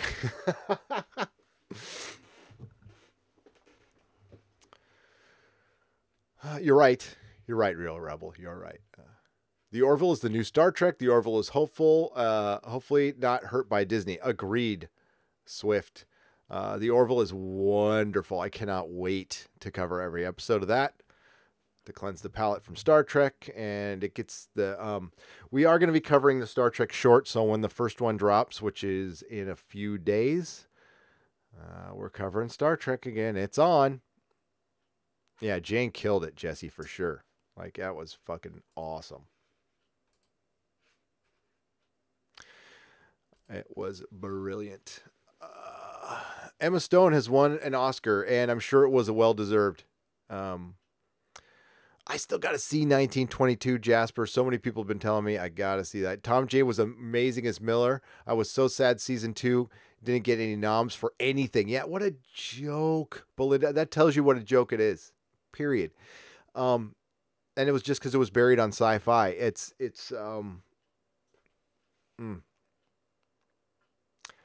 like Doomcock was saying, like I've said, that show is everything all the other shows say they want to be. All right. We're diverse. We're diverse in the production office. We're diverse on the screen. We don't make a big deal out of it. We write good stories. We're just this family unit that puts, and they are like, we were lucky enough through Belinda and a couple other people who popped in on our comments when we were doing the Save the Expanse stuff. I was lucky enough to get like contacted by some people who worked on the crew, and I asked them, I mean, like, it really shows through that you guys are kind of close knit and this must be really hurt you guys. And they all say, yeah, it's like devastating. Like, they were devastated. They were like a family, and that shows. It shows. A great example of a badass character is Kara G as drummer.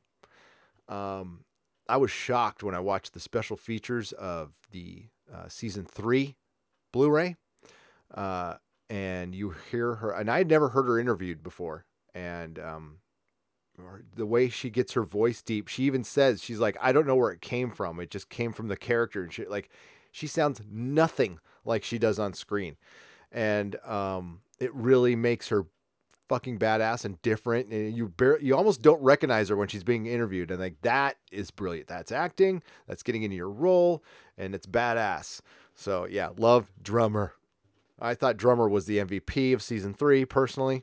She gives the most impassioned speech, makes you proud to be a belter, that's for sure.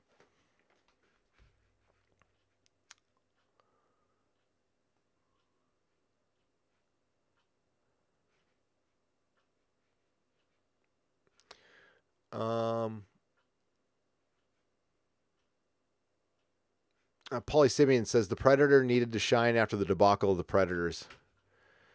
I think I have to agree with Half in the Bag when they did I saw their review, and I think they're absolutely right that people have been just approaching these properties wrong. For one, I think it's time to just come out and say that The Predator, while a great concept, was an Arnold Schwarzenegger movie.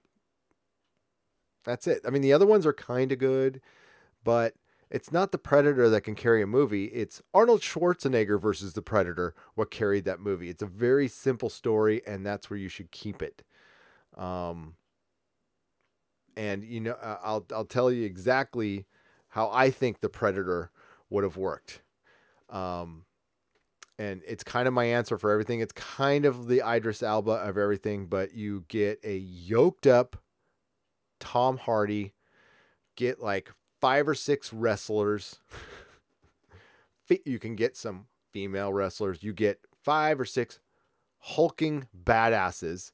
You put them in a jungle and you have them fight. You just basically remake the goddamn first movie, but with some fucking A-list stars, and then like a really good rounded out, an A-list star and a, so Tom Hardy, some meathead wrestlers who we love very much. I'm not a wrestling fan anymore, but like, I know a lot of people are, so I'm just kidding right there. And you go in the jungle and some really gross, gory deaths happen. And at the end, Tom Hardy can mumble, "You son of a bitch." And then, you know, or however he would do it. You're so much. However he does, or goes, like he does in Taboo. Because as Emma Stone is the last movie star, Tom Hardy's kind of the last badass.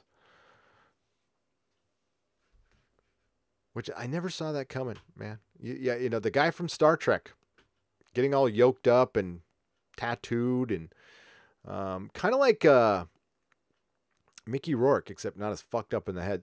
Thank you for the super Midnight's Ed. What are you super chatting for? The new Predator will star Bill Cosby. Oh. Oh my God. Tom's here all week, everybody. Where's the laugh track when you need it? Maybe I should get a laugh track. That'll be some of the bells and whistles. I'll get rim shot, laugh track. Fucking Tom. Thank you for the super chat, Tom. I appreciate it.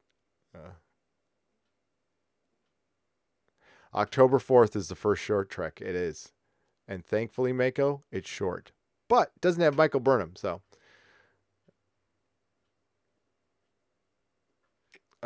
Some reviews I saw said Shane Black was unhappy at the premiere and the Predator got butchered by producers, probably due to him putting his friend in there. We'll leave it at that. Tom Jane is so amazing. I have not seen 1922, but I need to rectify that right after I see Maniac. The real Rebel says it was excellent.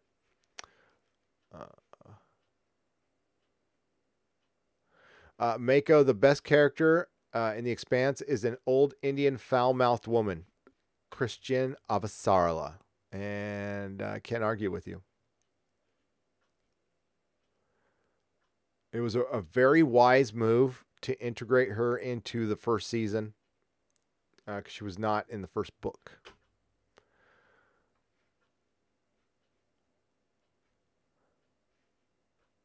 Karaji is absolutely adorable and badass. Yeah, she's amazing.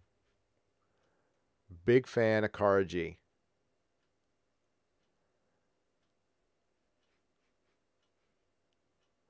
And Dominic Tipper and Frankie Adams. Yeah. I have to say I'm a fan of the women of The Expanse. Yeah, Mary, her speech was completely epic. I've gone back and listened to it again and again.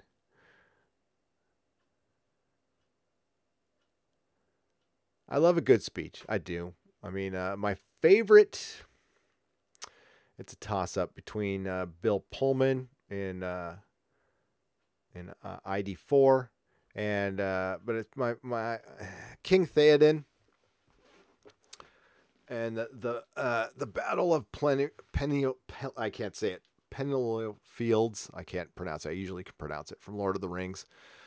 When they arrive and they flank all the orcs, and he's just screaming death over and over again. That one's awesome.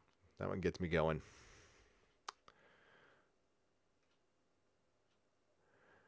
When they're at Minas Tirith. What's the purpose of Star Trek shorts? Do they think it'll drum up excitement and support for the new season? Kind of like what Doctor Who did with the prequels. Those frustrated the shit out of me. God, those man, yeah, so it's Stephen Moffat with Doctor Who. So he mystery boxes worse than J.J. Abrams. So he would do these prequels, and it looks like they're setting up all this like really cool shit, and then he never revisits stuff. God, it pissed me off. It was so frustrating. But then he would like churn out like an amazing episode. It was, yeah. Don't get me started on Stephen Moffat. As Jasper, I've seen half of Sinner. It's amazing.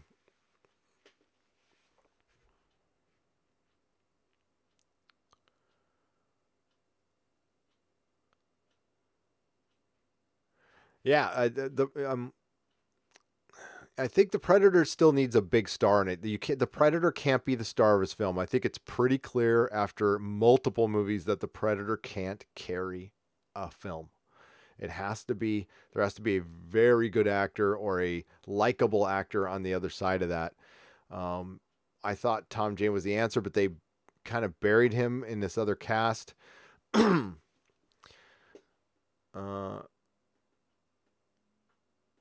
Honestly, you're just trying to take an Arnold Schwarzenegger film and turn it into a franchise, and you can't do it without Arnold Schwarzenegger. I did like the one with Paul McGann for the 50th anniversary. Taka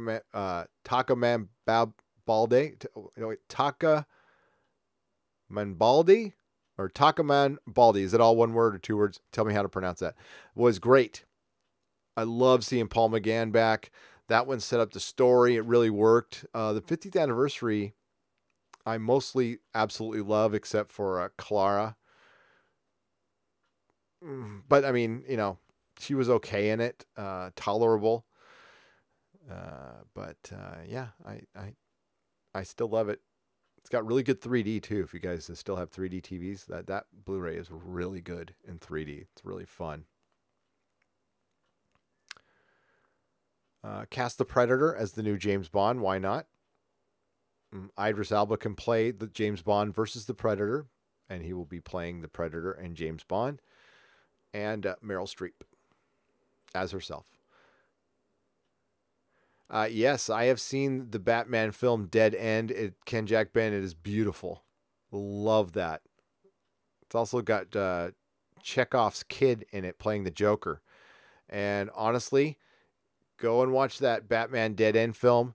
You see the best cinematic version of the Batman costume and probably the best looking Joker, the most accurate looking Joker to the comics in film. I remember when that came out. That was, ooh, God, it's old now, Ken Jack Ben.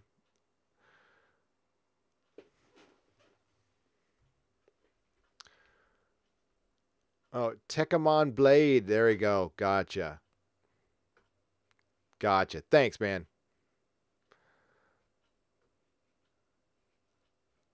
Just kind of roll with it. That's all you need to do. Drummer is the boss. She could be my boss anytime. Doctor Who fell off the wagon. Time to just fall back and sell the old series box sets and shut down for another 5 years. God, that's Man of Action. That's what I did. I dipped. I kept all my old stuff. Of course, I've got, I mean, it's, oh shit, there goes a Dalek right there. I got this. I love this. It's DVDs, but it's got everything. It's freaking wonderful. Oh, I dropped my Dalek. Yeah, and I kept all the old stuff. I still love Doctor Who. That's not going to go away. Yes, Chekhov's kid plays the Joker. It's I forgot. It's Koenig. Maybe I can bring it up. Hang on. Dead End was a classic. Which Batman run in the comics would you say is the iconic Batman? Denny O'Neill's run is the iconic Batman to me, with Neil Adams.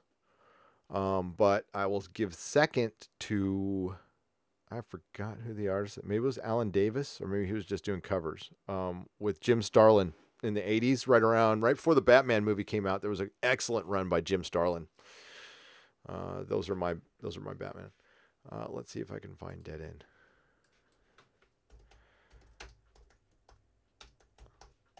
They can't copyright strike me for that one. Can they? Maybe they can. I'm not sure.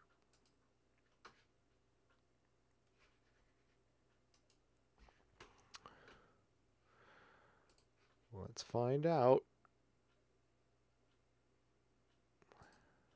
No. Hang on.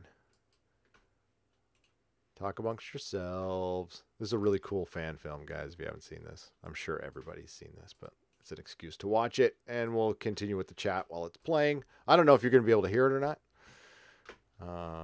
Supposedly you're supposed to be able to hear this stuff, but you guys will let me know.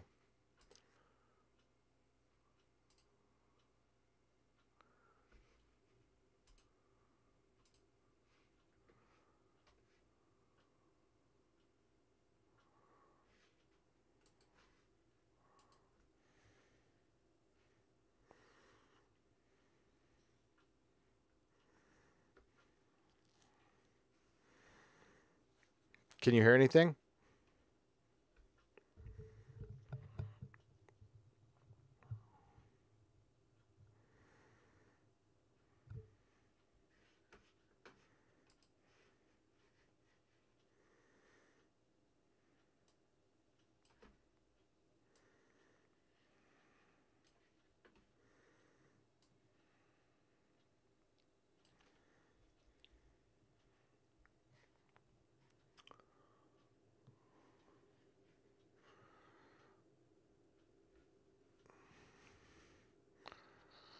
That's a Batman costume right there. Underwear on the outside. Look at that. Ugh. Batman doesn't need armor.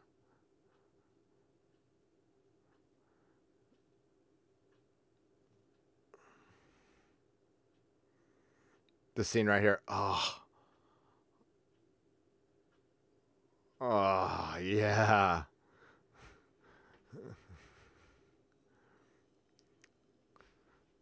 Ooh, that music might get me a copyright strike.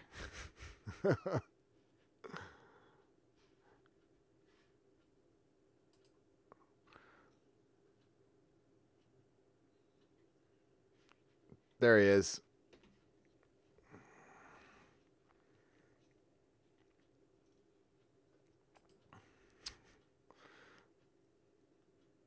You can't, yeah. So you probably can't hear it. Never mind. OBS always messes up audio. I probably just didn't set it right. So that's Walter Koenig's Kig. I'm hearing it blasting through my headphones right now. But I bet you can't guess what he's saying. I'm Batman. I'm the Joker. My dad played a Russian ensign on Star Trek. I don't know what his actually rank was. I can't remember.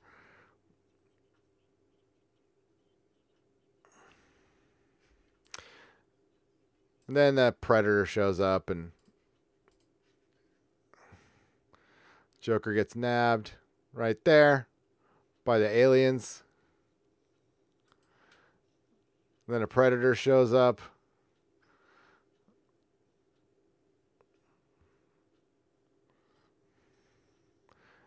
Yeah, so a fan made this like a decade ago.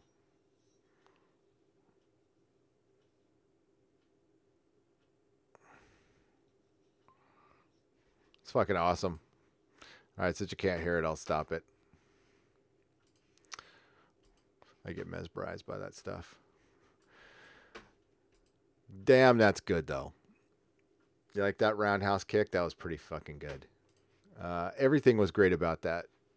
I don't know if the guy got work in Hollywood. I would certainly hope so. Because that was awesome. We still haven't...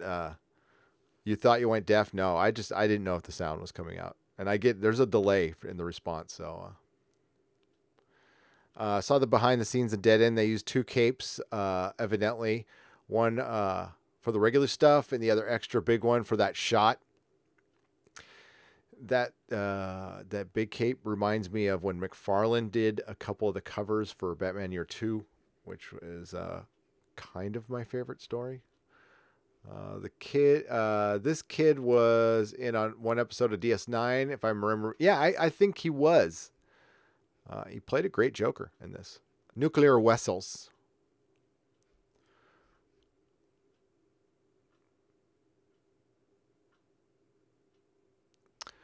I will check it out, Jody.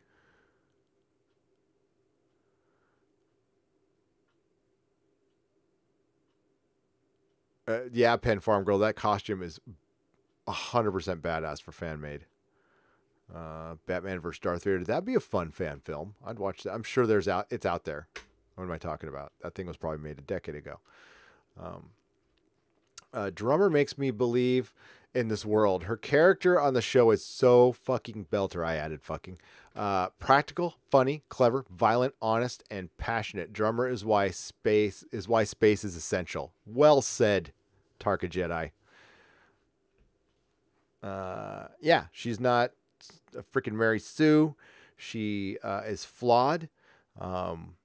She is loyal to a fault to somebody who might. I don't think Fred would sell her out, but I don't know if Fred Johnson can be 100% trusted. He's not evil. He's just a politician. And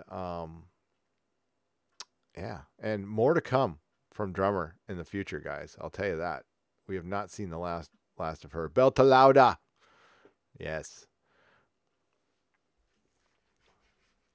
Speaking of McFarlane, can we talk a minute to pray for the new Spawn? That the new Spawn isn't shit. We can, Paulie Simeon. I am an unabashed Spawn fan. I think the comic kind of went off the rails, but the first 50 issues of that comic are awesome, are unbelievable.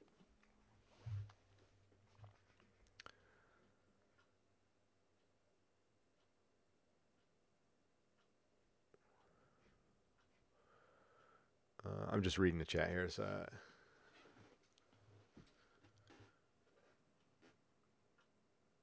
Isn't the guy who voiced Batman in Arkham games also played the Inhuman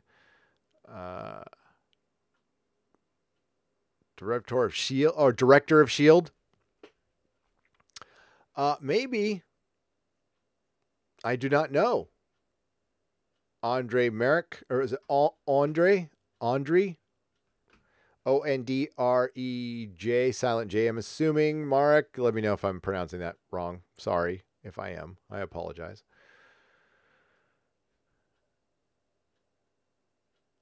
Spider-Man versus Darth Maul. I got to look at that stuff. R.I.P. Spawn. Yeah, God, those first 50 issues were fucking awesome. I love them.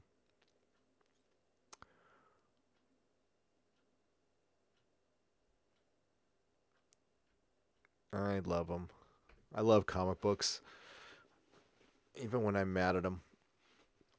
So what time is it? Oh, yeah. So are you guys up for, again, I'm going to be completely deleting this after it's gone. So it might be a good time to show around the room a little bit. Now, you're going to get probably some motion sickness, so be careful. I'll try to keep the camera as steady as possible.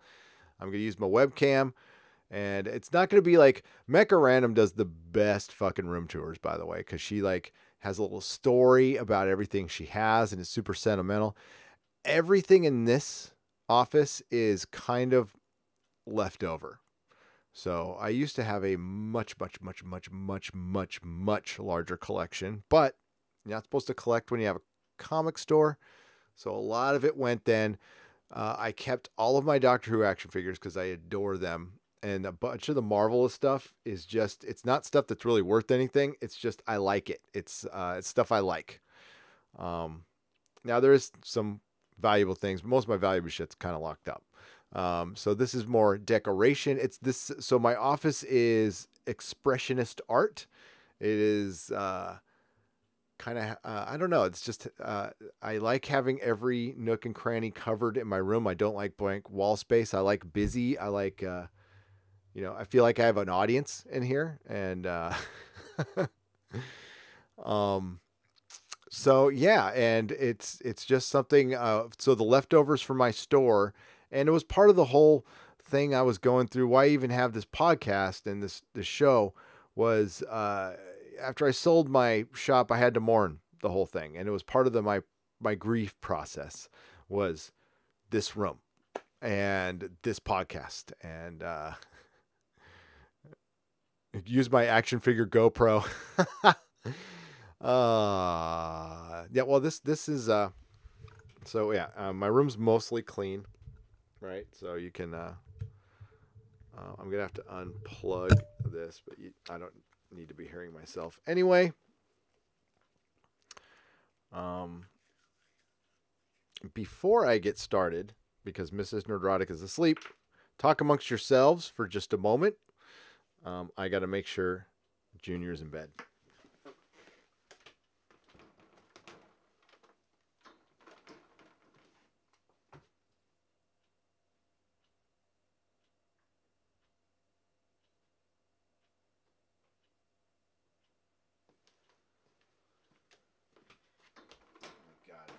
Was not in bed. I am in trouble. Little shit was still awake. He's gonna suffer tomorrow. Okay, you guys ready for this? All right, I don't know where to start. We'll start over here. So this room used to be covered. Sorry, I'll get close to my mic. So this room used to be covered in Doctor Who. So we'll start in the Doctor Who corner. That's what's left. This used to be head to toe Doctor Who everything. Doctor Who figures are the best action figures in my opinion. So we'll start up there. That's a Ray Harryhausen picture that's signed by Ray Harryhausen. I met at Con. Y'all know who he is. And there's, yeah, so that's my favorite Oingo Boingo album. That's Hitchhiker vinyl right there. There's some dollar stuff. That is actually from the Doctor Who Christmas special where the ATM spit out the money with Donna, the first Donna one. That's actually from that show. There's my Johnny Cash action figure. There's my Sid Vicious action figure. There's my hand flipping everybody off. That's a Jane's Addiction signed guitar. I really like Middle Fingers. Sci-Fi gave us that. I got these books right here at a used bookstore for like $2 a piece. That was a hell of a deal. These are my big artist edition. These are giant books. this is secretly my favorite. This is Eric Stanton. He draws bondage cartoons, and he was a roommate of Steve Ditko's. There's my AA book. There's Winston Churchill action figure. Only Doctor Who would have a fucking Winston Churchill action figure. There's some more Doctor Who. There's some more Doctor Who. So my ceilings have stuff. They have Game of Thrones maps on my ceilings. They're covered with that. There's more Doctor Who. I've got my arm up here. There's Tyrion. That's as far as I can go. So this is my bookshelf. And there's first print of Game of Thrones, first print of Hitchhiker. I should have put the light on. That Venture Brothers book right there, that's the shit. It's here, right there. Get that Venture Brothers book. It's like $30 on Amazon. I got one for Viking Bitch. That light I've had since I was 4 years old. There's my 1/6 scale Doctor Who with the 1/6 scale TARDIS. There is No Capes. There's Amigo Superman. Pretty bad Amigo General Zod, but I bought it anyway. There is Thor Connery right there. That's a custom I made.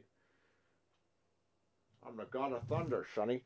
There's my Cyberman mask. There is dead Spider-Man sitting in the chair. So yeah, there's a chair behind me that you guys never see. So yeah, that's what's behind me. This is my Mego collection with my Blu-rays. I have action figures on the ceiling. It's covered. There's my Enterprise orbiting a very tiny Earth.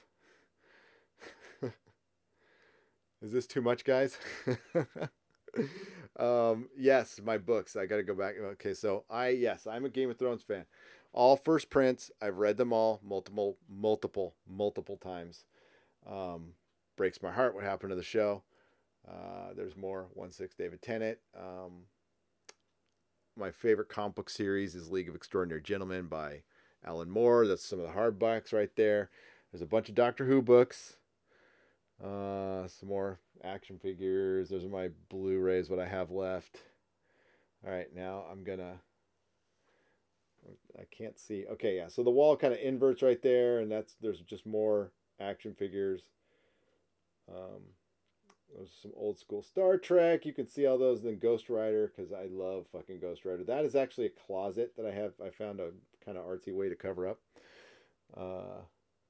Okay, now it's gonna go back a little bit, folks. Sorry, don't mean to make you dizzy. I really don't. So yeah, when I'm staring at you, that's what I'm looking at. Those are my sketches.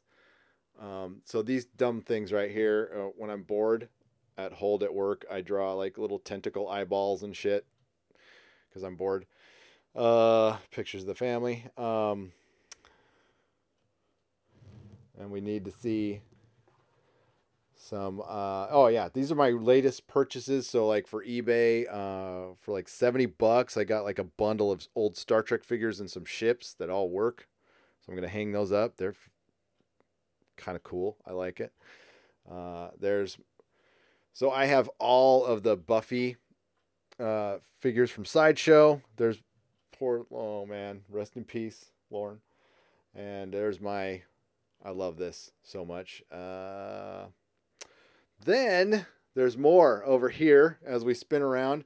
So this poster right here, I love the story behind this poster. My friend Bill Selby painted that originally in 1976.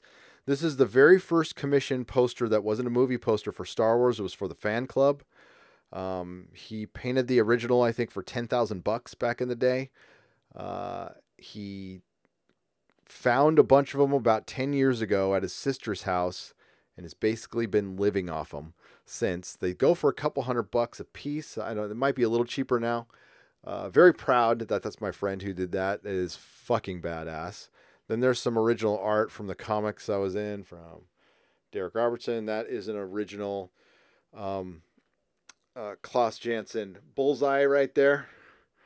Yes. And I have an original Captain America by Mark Grenold, which you can barely see. It's behind them.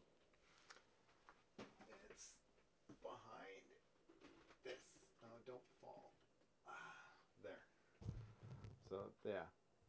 So everything's kind of buried here. Sorry, I can only bring the camera so far. So, Yeah. Then there's some more toys. Yeah, kind of like action figures, folks. That picture right there is signed by Len Wein, the creator of Wolverine. We got that right before he died. It's very sad, but Logan got to meet him.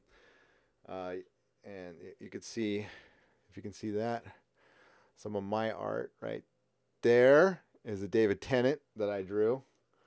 And there's some dorky pictures. So the back of my door is Star Trek figures I hung up a little. So yeah, there's a werewolf I bought at Home Depot because it was fucking cool. I went a little crazy with the Halloween shopping at home. Dude, Home Depot has like a giant fucking fire-breathing dragon for $300, and don't think I'm not thinking about buying that bitch. Fuck yeah, excuse my language, but I was so excited when I saw that. Holy shit.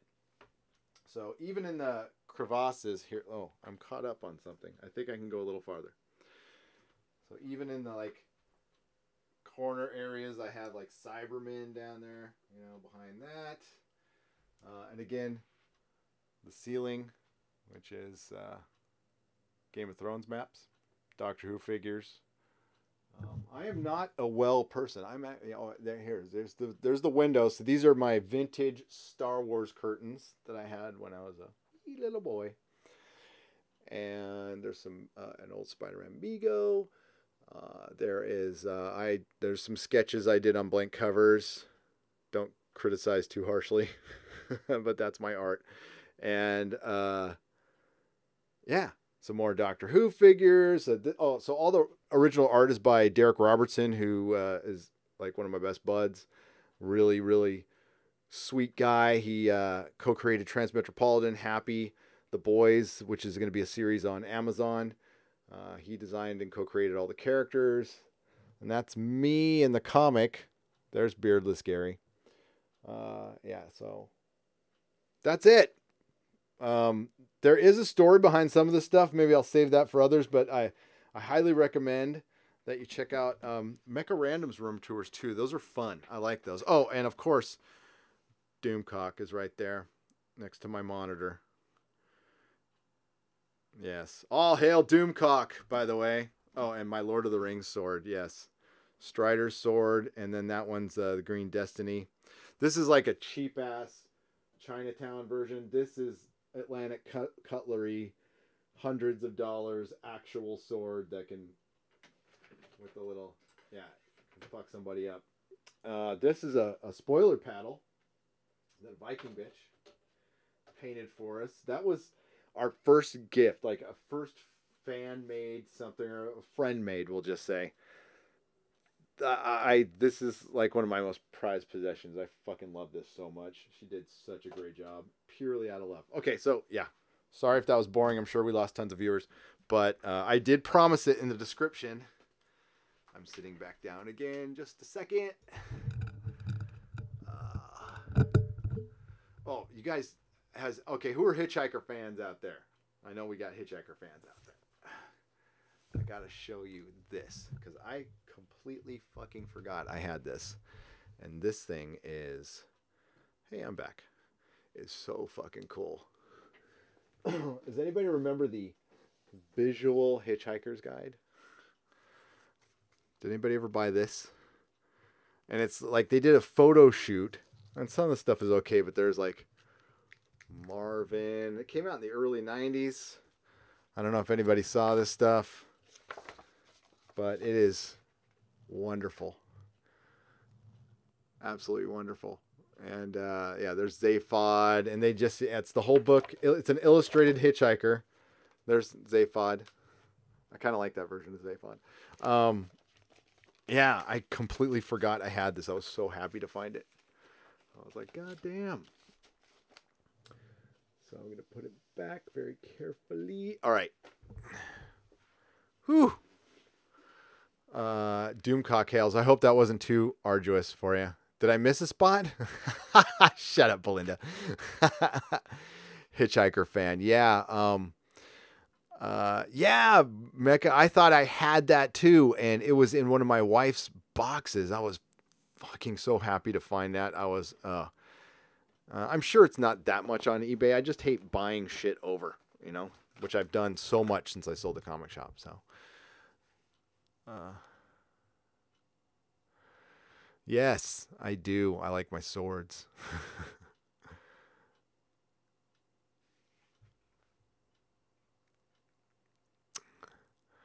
Your dad got you for that. That's a good dad, Belinda. Yay, Belinda's dad. No, I think I lost. I had 74, so only losing 6 during a room tour is fucking awesome. uh,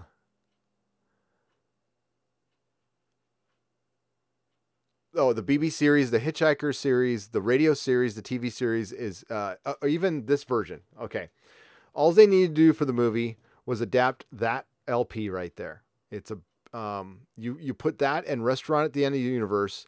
It's just the radio show cut down, a little more produced, and it's wonderful. And there's your movie right there.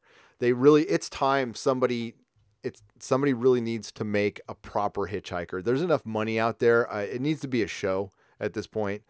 I would say give it to the BBC, but no, I wouldn't. I would not. I would keep that as far away from the fucking BBC now as I possibly could. I would give it to Amazon. Jeff Bezos at Amazon, please make a Hitchhiker's Guide. Now, you know who's a giant fucking Hitchhiker fan? So much so that he's going to name the first spaceship to Mars, the Heart of Gold, is Elon Musk.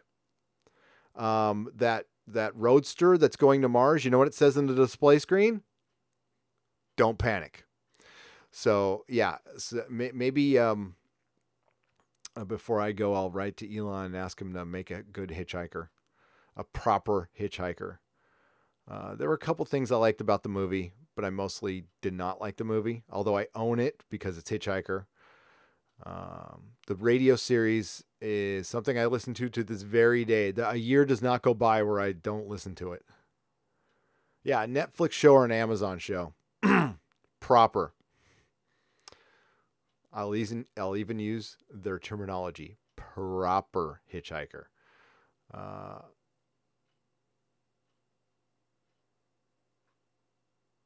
I always thought Guy Ritchie would have directed Thoughts. That's an interesting choice. I actually think that would work. I think he would have enough respect for the material. It absolutely has to be. BBC would fucking royally screw it up cases. I think it absolutely has to be an English director, a UK director, somebody who was born there, somebody who was a fan, somebody who respects the source material. No Yanks involved, unfortunately. I don't want any Yankees involved. Like some post-production, but anything creative, they got to be from the UK. I'm sorry. That's I draw the line there. The radio series never gets old, Mecca. It really doesn't. You just find little kernels of philosophy in there. It's my Bible. The Hitchhiker's Guide to the Galaxy, the whole damn book series is my Bible. God's last message to his creation. We apologize for the inconvenience. Come on, that shit's funny. And here come the Blake 7. I gotta watch Blake 7. God dang it. I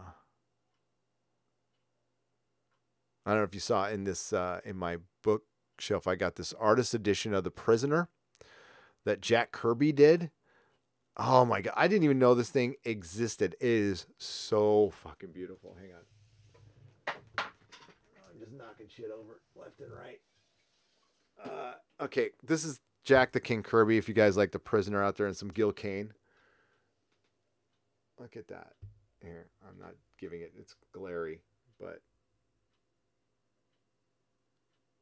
that is beautiful. That is fucking beautiful. Yeah. I love comics. I really do.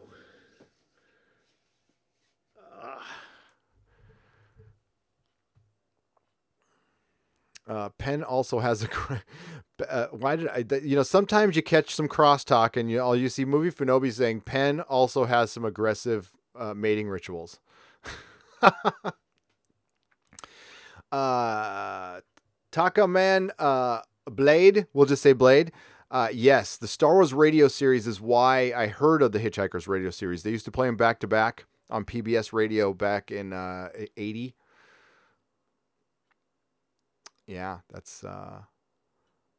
that is why I've heard of it. Yeah, The Prisoner is awesome. Jerk Gently was amazing. The show wasn't like it at all. There is a dramatized Dirk Gently on radio out there, by the way, and it's got what's his name from Lord of the Rings? Wow, Pippin. Pippin from Lord of the Rings is in the first one, and they're both really, really good. And they're BBC radio dramas. I think you can find it actually if you go to the BBC website. I think it's out there.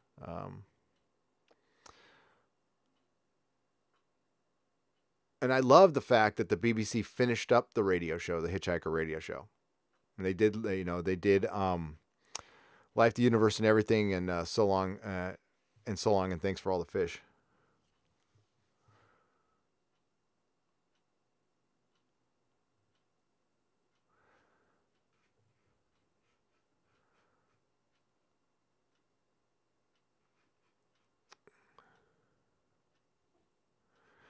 I actually think you can find the Hitchhiker TV show on YouTube still.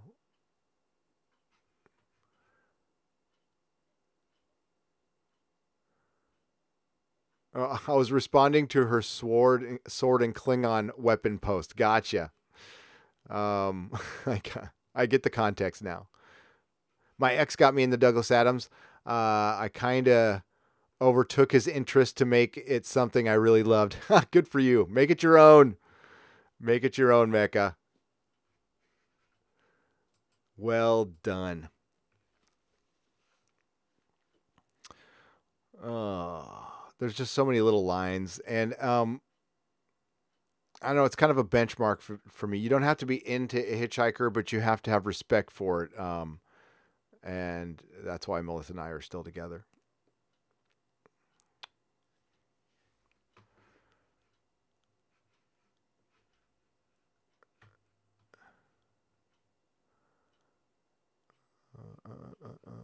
If Earth gets struck by an asteroid and all of our stuff in orbit and outer space will be what's left of our civilization, aliens will be like, roadsters in space? What the fuck?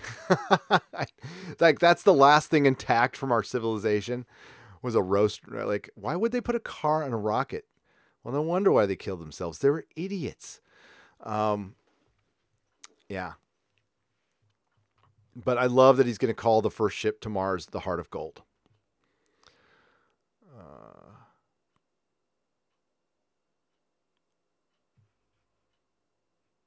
Hitchhiker is also on Amazon. There you go. Good. I wasn't happy with the Eli Wood version. It felt a bit off, but I will check the radio show out with Billy Boyd. Yes, Billy Boyd. Thank you. The radio show version is great. If you can't find it, Jody, let me know.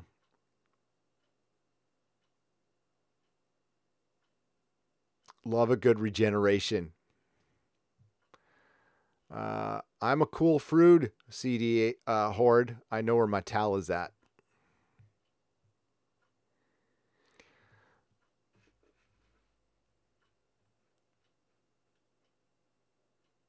Yes, Hitchhiker's radio series has some great audio jokes with music and sound effects.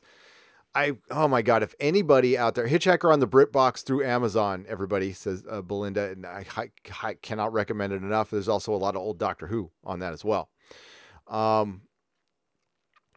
want the soundtrack from not the radio show. The radio show soundtrack was good, but I want it from the album. I want just the music separated from the audio on that because the music is beautiful in that. Hashtag depressed robot. Marvin the paranoid android.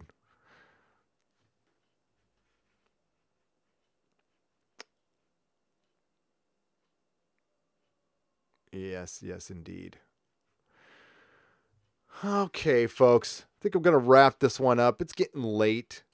Sorry to end so abruptly there, but I'm tired and I'm a little hungry. And you guys are wonderful for jumping in and being a part of this test. We kept most of you here.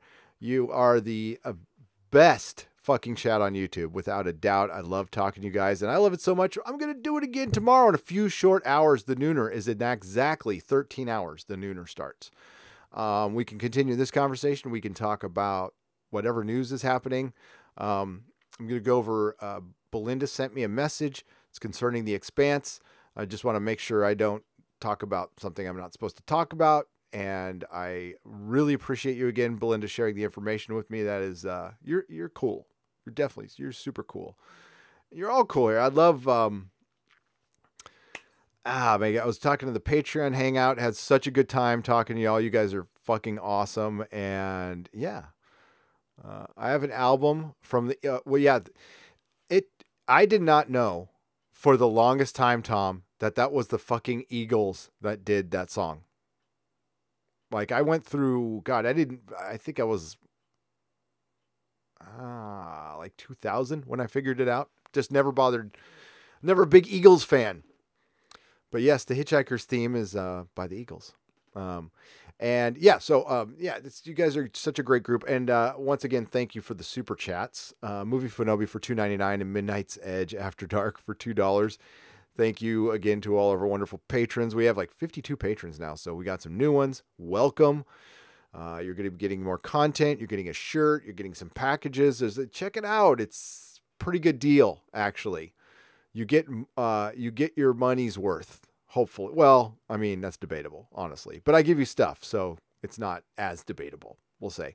Our next show, tomorrow's going to be busy. That's why I go to bed. There's a recorded video and 3 live streams tomorrow. So there's the Nerdrotic Nooner. There's the Maniac review at 4:30 p.m. Eastern Time. Better Call Saul at 7:15 p.m. Eastern Time. And then somewhere in between there, I'm going to do a recorded video of Manifest, a Nerdrotic Premieres Manifest. So yeah, I'm not leaving my room tomorrow. And yeah. So everybody's going to be gone, so that's okay. And then Tuesday, The Gifted comes back. So an actual show that we do regularly cover comes back.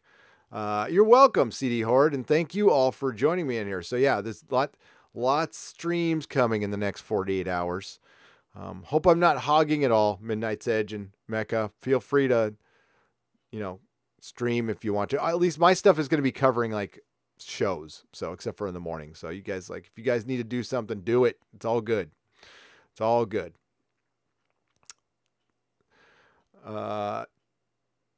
Yes. Saquist, I'm not going to argue with you. Tom Baker is the greatest of all time. Doctor, I'm not going to argue with that. I go back and forth between him and Tenet, but no, I'm not going to argue with that. If that is yours, then fucking A. And honestly, there would be no Doctor Who without him. It wouldn't have gone as long. It really introduced him to the American audience. If it wasn't for him, I wouldn't have discovered John Pertwee, who I fucking love. So, yes. All right, everybody. Let's see if I know how to stop this thing now. And Mecca and Tom, I'll definitely be asking OBS questions. Yes, 4:30 p.m. Pacific, 7:30 p.m. Eastern for the Maniac Season 1 review. A little spoiler. I'm loving it. Oh, God dang it, Movie Fanobi. Drink your coffee, eat avocados for energy. Avocado coffee? That's 4:30 San Francisco time. Yes, cases. 4:30 p.m. Oh, Minha, we're just leaving. I'm sorry. Thank you, Movie Fanobi. Thank you for the $1.99. I appreciate that. And yes, I will go get my Pete's coffee and my avocado toast. Sweet nerdy dreams, y'all, to you as well. Belinda, Mary Ashmead, Takamon Blade, Minha, Tommelfinger, Jody, the Real Rebel, Urintac 7. Sorry if I screwed that up. Philip A. Demick, Mary Ashmead, Tarka Jedi, Saquist, Asaro. We're going to go up here. KSSS or KS or KISS. Movie Fanobi, Steve Ernest, Mako, Midnight's Edge After Dark, Mecha Random 42. Please subscribe to both of their channels. They're both great channels. They're part of the Tribunal. and we work very well. They do streams very similar to this. So if you like this, please go check them out. Again, that's Midnight's Edge After Dark, Mecha Random 42. If you go to my channel and you look to the right, you'll see a little thing that says Tribunal. Please, and you can subscribe to all of them. And of course, the great and mighty Overlord DVD himself, Doomcock. Please check him out too. Ken Jack Ben. The Real Rebel. Good to see you in here. I see you are always freaking retweeting our stuff. I cannot thank you enough for that. Like, seriously, I'm sorry I haven't done that sooner. Thank you. We'll see how far up I can go if we see anybody new. We had a lot of people in here again. Man of Action, of course, man. Yeah, and Michael Paz, Swift, Darian, excuse me, Nihilist Shadow, silhouetted, oh my God. See, it's like silhouetted animator. Doesn't roll off the tongue, but that's my fault. Hey, Mecca, don't you love how Anti-Trekker cannot say my name to save his life? I don't want to correct him. Because sometimes, like, silhouetted animator is something like I have a hard time saying. It's not a bad name at all. It's a really cool name. So it's just it's my brain has a problem with it. By the way, Matthew Davies, thank you. But yeah, so Anti-Trekker calls me Nerdrotic. It's okay. Oh, my love, Anti-Trekker. That's another great channel. Please check that out. Really super fun guy and nice guy. He has a lot of cool animations, so if you give him a super chat, like you get to pick like a little cartoon to watch, and it's really good idea, like really fucking smart. Okay, so that's it. The chat goes all the way up. So thank you again, everybody. Have a great night. Sweet dreams to everybody. Watch The Expanse, watch Counterpart, watch Legion. Check out Maniac on Netflix. There's a lot of good stuff out there. I know. You know, and I'm not saying we're not going to talk. We're going to give Star Trek Discovery a lot of shit. But remember, there's alternatives. So that's a good thing. So may the small folks sing songs of your greatness. Good night, everybody.